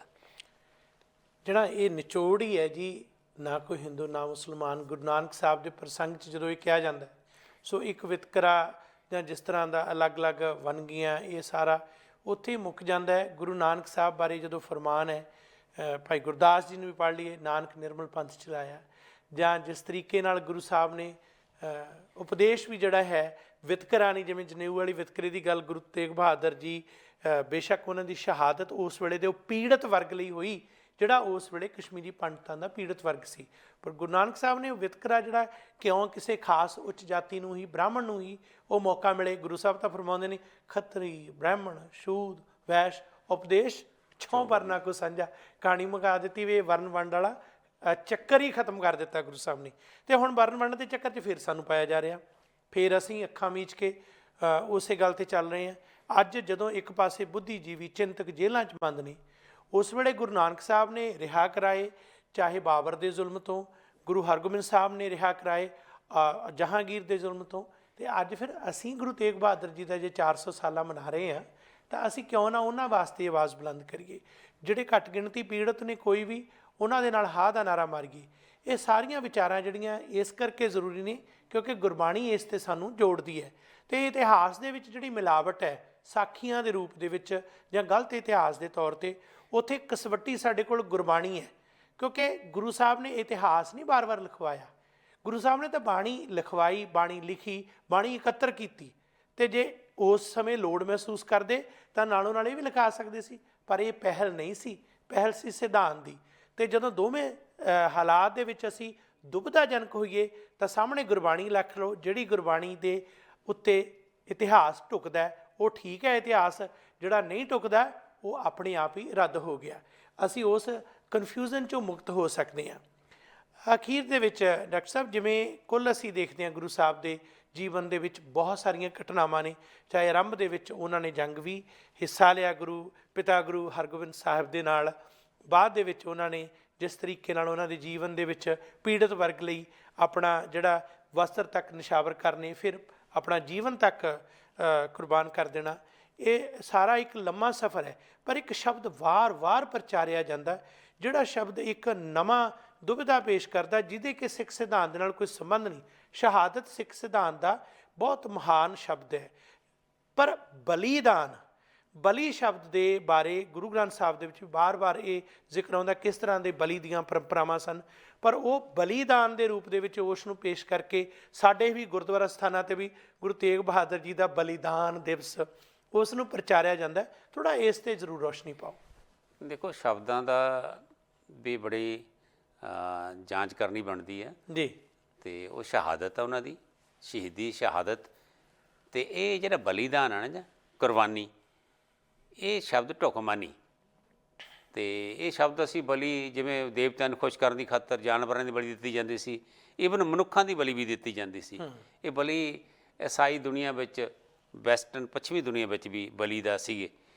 ਤੇ ਇਹ ਤਾਂ ਜਿਹੜਾ ਤੁਸੀਂ ਬਾਰ-ਬਾਰ ਆਪਾਂ ਗੱਲ ਪਹਿਲਾਂ ਵੀ ਕਿਹਾ ਸੀ ਵੀ ਸਿਧਾਂਤਿਕ ਤੌਰ 'ਤੇ ਗੁਰਬਾਣੀ ਦੇ ਸਿਧਾਂਤ ਅਨੁਸਾਰ ਸਾਨੂੰ ਉਹਦੀ ਪਰਖ ਕਰਨੀ ਪੈਣੀ ਹੈ ਵੀ ਸ਼ਬਦ ਇਹ ਢੁਕਵਾਂ ਹੈ ਜਾਂ ਅਢੁਕਵੇਂ ਨੇ। ਤੇ ਉਹਦੇ ਵਿੱਚ ਜਿਵੇਂ ਤੁਸੀਂ ਆਖਿਆ ਸੀ ਵੀ ਸਟੇਜਾਂ 'ਤੇ ਜੇ ਬੋਲਿਆ ਜਾਂਦਾ, ਉਹਦੇ ਲਈ ਬਹੁਤ ਮੇਰਾ ਖਿਆਲ, ਮੇਰਾ ਮਨ ਵੀ ਬਣਿਆ ਸੀ ਕਿਤੇ ਮੈਂ ਲਿਖਾਂ, ਸ਼ਾਇਦ ਮੈਂ ਲਿਖਿਆ ਵੀ ਹੋਵੇ ਵੀ ਜਿਹੜੇ ਸਟੇਜ ਸਕੱਤਰ ਹੁੰਦੇ ਨੇ ਗੁਰਦੁਆਰਿਆਂ 'ਚ, ਕਮੇਟੀਆਂ 'ਚ, ਜੇ ਉਹ ਗੁਰਮਤਿ ਤੋਂ ਅਣਜਾਣ ਨੇ, ਗੁਰਮਤਿ ਦੇ ਖੇਤਰ ਵਿੱਚ ਮਾਹਰ ਨਹੀਂ, ਜਾਂ ਉਹਨਾਂ ਨੇ ਗੁਰਬਾਣੀ ਨੂੰ ਨਹੀਂ ਪੜ੍ਹਿਆ। ਈਵਨ ਮੈਂ ਤਾਂ ਇੱਥੋਂ ਤੱਕ ਵੀ ਦੇਖਿਆ, ਇੱਕ ਰਾਧਾ ਸੁਆਮੀ ਕੋਈ ਬੋਲ ਕੇ ਚਲੇ ਗਿਆ, ਗੁਰਦੁਆਰਾ ਸਾਹਿਬ ਦਾ ਨਾਂ ਨਹੀਂ ਲਵਾਂਗਾ, ਉਹ ਸਟੇਜ ਸਕੱਤਰ ਨੇ ਦੇਖਿਆ ਨਹੀਂ ਵੀ ਕੀ ਬੋਲਿਆ, ਉਹ ਬਹੁਤ ਗਲਤ ਬੋਲ ਗਿਆ, ਅਰਥ ਵੀ ਗਲਤ ਕਰ ਗਿਆ ਲਾਵਾਂ ਦੇ, ਪਰ ਸਟੇਜ ਸਕੱਤਰ ਉੱਠਿਆ, ਜਿਵੇਂ ਆਪਣੀ ਗੱਲਾਂ 'ਚ ਮਸਤ ਹੁੰਦੇ ਨੇ, ਇਹਨਾਂ ਦੇ ਬਹੁਤ ਧੰਨਵਾਦ ਕਰਦੇ ਆ। ਉਹ ਮੈਂ ਹੈਰਾਨ ਆ, ਇਹ ਬਹੁਤ ਪੁਰਾਣੀ ਗੱਲ ਆ ਜੀ, 80 ਦੇ ਦਰਮਿਆਨ। ਤੇ ਉਹ ਇਹੀ ਗੱਲ ਮੈਂ ਅੱਜ ਵੀ ਦੇਖਦਾ, ਸਟੇਜ 'ਤੇ ਵੀ ਜੋ ਬੁਲਾਰਾ ਨਾ, ਉਹਦਾ ਪਹਿਲਾਂ ਨੋਟ ਬਣਾਏ ਜਾਣ ਵੀ ਕੀ ਬੋਲ ਰਿਹਾ, ਜੇ ਗਲਤ ਬੋਲਿਆ ਉਹਦੇ ਬਾਰੇ ਸਪਸ਼ਟ ਕੀਤਾ ਜਾਵੇ।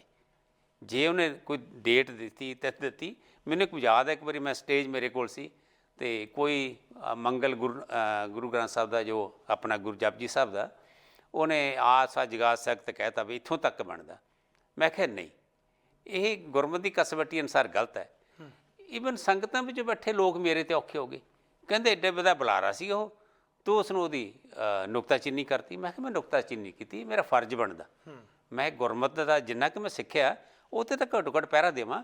ਇਹ ਅੱਜ ਲੋੜ ਆ ਸਮੂਹ ਸਕੱਤਰਾਂ ਨੂੰ, ਮੇਰਾ ਖਿਆਲ ਵਰਕਸ਼ਾਪ, ਜਿੰਨਾ ਚਿਰ ਵਰਕਸ਼ਾਪ ਨਾ ਲਾਈ ਜਾਵੇ ਨਾ ਗੁਰਦੁਆਰਾ ਕਮੇਟੀਆਂ ਵਿੱਚ, ਉਹਨਾਂ ਚਿਰ ਬੰਦਿਆਂ ਨੂੰ ਆਉਣਾ ਹੀ ਨਹੀਂ ਚਾਹੀਦਾ। ਸੇਵਾਦਾਰ ਰਖਵਾਉਣਾ ਸ਼ਬਦ ਇਹ ਵੀ ਬਹੁਤ ਢੁਕਵਾਂ ਨਹੀਂ ਹੈ। ਤੇ ਪ੍ਰਬੰਧਕ ਹਨ ਅਤੇ ਵਿੱਚ ਜੇ ਤੁਸੀਂ ਆਪਣੇ ਜੀਵਨ ਦੇ ਕਹਿਣੀ ਕਰਨੀ ਵਾਲੇ ਨਹੀਂ ਹੈ, ਜੇ ਸਰੂਪ ਵਿੱਚ ਨਹੀਂ ਤੁਸੀਂ ਦੱਸਦੇ, ਇਹ ਵੀ ਅਸੀਂ ਬਹੁਤ ਵੱਡਾ ਨੁਕਸਾਨ ਕਰ ਰਹੇ ਹਾਂ। ਉਹ ਟੋਪੀ ਵਾਲੀ ਸਿੱਖਾਂ ਵਾਲੀ ਗੱਲ ਕਿਤੇ ਉਹ ਨਾ ਕਿਤੇ ਗੁਰਦਾਨ ਸ਼ਬਦ ਕਰ ਦਈਏ, ਇਹ ਸਾਨੂੰ ਸੰਗਤਾਂ ਨੂੰ ਸੁਚੇਤ ਹੋਣਾ ਪਵੇਗਾ। ਡਾਕਟਰ ਸਾਹਿਬ, ਤੁਹਾਡੇ ਵਿਚਾਰਾਂ ਲਈ ਸਮੂਹ ਦਰਸ਼ਕਾਂ ਦੇ ਵੱਲੋਂ ਆਪ ਜੀ ਦਾ ਤਹਿ ਦਿਲੋਂ ਧੰਨਵਾਦ ਕਰਦੇ ਹਾਂ ਜੀ। ਤੁਹਾਡਾ ਵੀ ਇਹ ਅਵਸਰ ਦੇਣ ਲਈ ਬੜਾ ਅਵਸਰ ਬਖਸ਼ਿਆ, ਇਹ ਵਿਚਾਰ ਸਾਂਝੇ ਕੀਤੇ। ਹੋ ਸਕਦਾ ਮੈਂ ਪੂਰਾ ਨਾ ਉਤਰਿਆ ਹੋਵਾਂ, ਤੇ ਫਿਰ ਵੀ ਯਤਨ ਕੀਤਾ। ਨਹੀਂ, ਬਹੁਤ ਸ਼ੁਕਰੀਆ, ਧੰਨਵਾਦ ਜੀ। ਇਹ ਸਨ ਡਾਕਟਰ ਪੂਰਨ ਸਿੰਘ ਜੀ, ਜਿਨ੍ਹਾਂ ਨੇ ਵਿਚਾਰ ਦਿੱਤੇ। ਗੁਰੂ ਤੇਗ ਬਹਾਦਰ ਜੀ ਦੀ ਬਾਣੀ ਪੂਰੀ ਵਿਸਥਾਰ 'ਚ ਹੈ, ਜਿੱਥੇ ਮਨੁੱਖੀ ਜੀਵਨ ਦਾ ਜਿਹੜਾ ਦਰਸ਼ਨ ਹੈ ਪੇਸ਼ ਕੀਤਾ ਜਾਂਦਾ ਹੈ। ਜੋ ਨਰ ਦੁੱਖ ਮੈਂ ਦੁੱਖ ਨਹੀਂ ਮਾਨੇ, ਸੁਖ ਸਨੇਹ ਅਰ ਭੈ ਨਹੀਂ ਜਾ ਕੇ ਕੰਚਨ ਮਾਟੀ ਮਾਨੇ, ਆਸਾ ਮਨਸਾ ਸਗਲ ਤਿਆਗ ਗਏ ਜਗਤੀ ਰਹੇ ਨਿਰਾਸ਼ਾ, ਕਾਮ ਕ੍ਰੋਧ ਜੈ ਪਰਸੇ ਨਾਹਿਨ ਤੈ ਘਟ ਬ੍ਰਹਮ ਨਿਵਾਸਾ, ਗੁਰ ਕਿਰਪਾ ਜੈ ਨਰਕੋ ਕੀਨੀ ਤੈ ਇਹ ਜੁਗਤ ਪਛਾਨੀ, ਨਾਨਕ ਲੀਨ ਭਇਓ ਗੋਬਿੰਦ ਸਿਉ ਜਿਉ ਪਾਣੀ ਸਿੰਘ ਪਾਣੀ। ਗੁਰੂ ਤੇਗ ਬਹਾਦਰ ਜੀ ਦੀ ਬਾਣੀ ਦਰਸ਼ਨ 400 ਸਾਲਾਂ ਦੇ ਵਿੱਚੋਂ ਅਸੀਂ ਦੇਖਦੇ ਹਾਂ ਤਾਂ ਸਾਨੂੰ ਬਹੁਤ ਪ੍ਰੇਰਨਾ ਮਿਲਦੀ ਹੈ। ਅਖੀਰ ਦੇ ਵਿੱਚ ਜਿਹੜਾ ਨੈਰੇਟਿਵ ਬਲੀਦਾਨ ਦਾ ਸਿਰਜਿਆ ਜਾਂਦਾ ਹੈ, ਉਸ ਨੂੰ ਅਸੀਂ ਬਾਕਾਇਦਾ ਤੌਰ 'ਤੇ ਸੁਚੇਤ ਹੋ ਕੇ ਰੱਦ ਕਰੀਏ। ਜਿਹੜਾ ਇੱਕ ਖਾਸ ਵਰਗ ਦੇ ਲਈ ਹਿੰਦੀ ਚਾਦਰ ਕਿਹਾ ਜਾਂਦਾ ਹੈ, ਉਸ ਦੇ ਥਾਂ 'ਤੇ ਅਸੀਂ ਇੱਕ ਗੁਰੂ ਸਾਹਿਬ ਦੀ ਸ਼ਹਾਦਤ ਨੂੰ ਕੌਮਾਂਤਰੀ ਪ੍ਰਸੰਗ 'ਚ ਪੇਸ਼ ਕਰੀਏ, ਜਿਹੜੇ ਕਿ ਅੰਤਰਰਾਸ਼ਟਰੀ ਪੱਧਰ 'ਤੇ ਇਸ ਗੱਲ ਨੂੰ ਉਜਾਗਰ ਕਰੀਏ। ਪ੍ਰਗਟ ਪਏ ਗੁਰੂ ਤੇਗ ਬਹਾਦਰ, ਸਗਲ ਸ੍ਰਿਸ਼ਟ ਪੈ ਟਾਪੀ ਚਾਦਰ। ਆਪ ਸਮੂਹ ਦਰਸ਼ਕਾਂ ਦਾ ਹਾਰਦਿਕ ਧੰਨਵਾਦ। ਸਾਡਾ ਹਰ ਇੱਕ ਪ੍ਰੋਗਰਾਮ ਦੇਖਣ ਤੇ ਸਾਡੇ ਨਾਲ ਜੁੜਨ ਲਈ ਸਬਸਕ੍ਰਾਈਬ ਕਰੋ ਚੈਨਲ ਪੰਜਾਬੀ ਤੇ ਨੋਟੀਫਿਕੇਸ਼ਨ ਲਈ ਬੈਲ ਆਈਕਨ ਵਾਲੇ ਬਟਨ ਤੇ ਕਲਿੱਕ ਕਰੋ।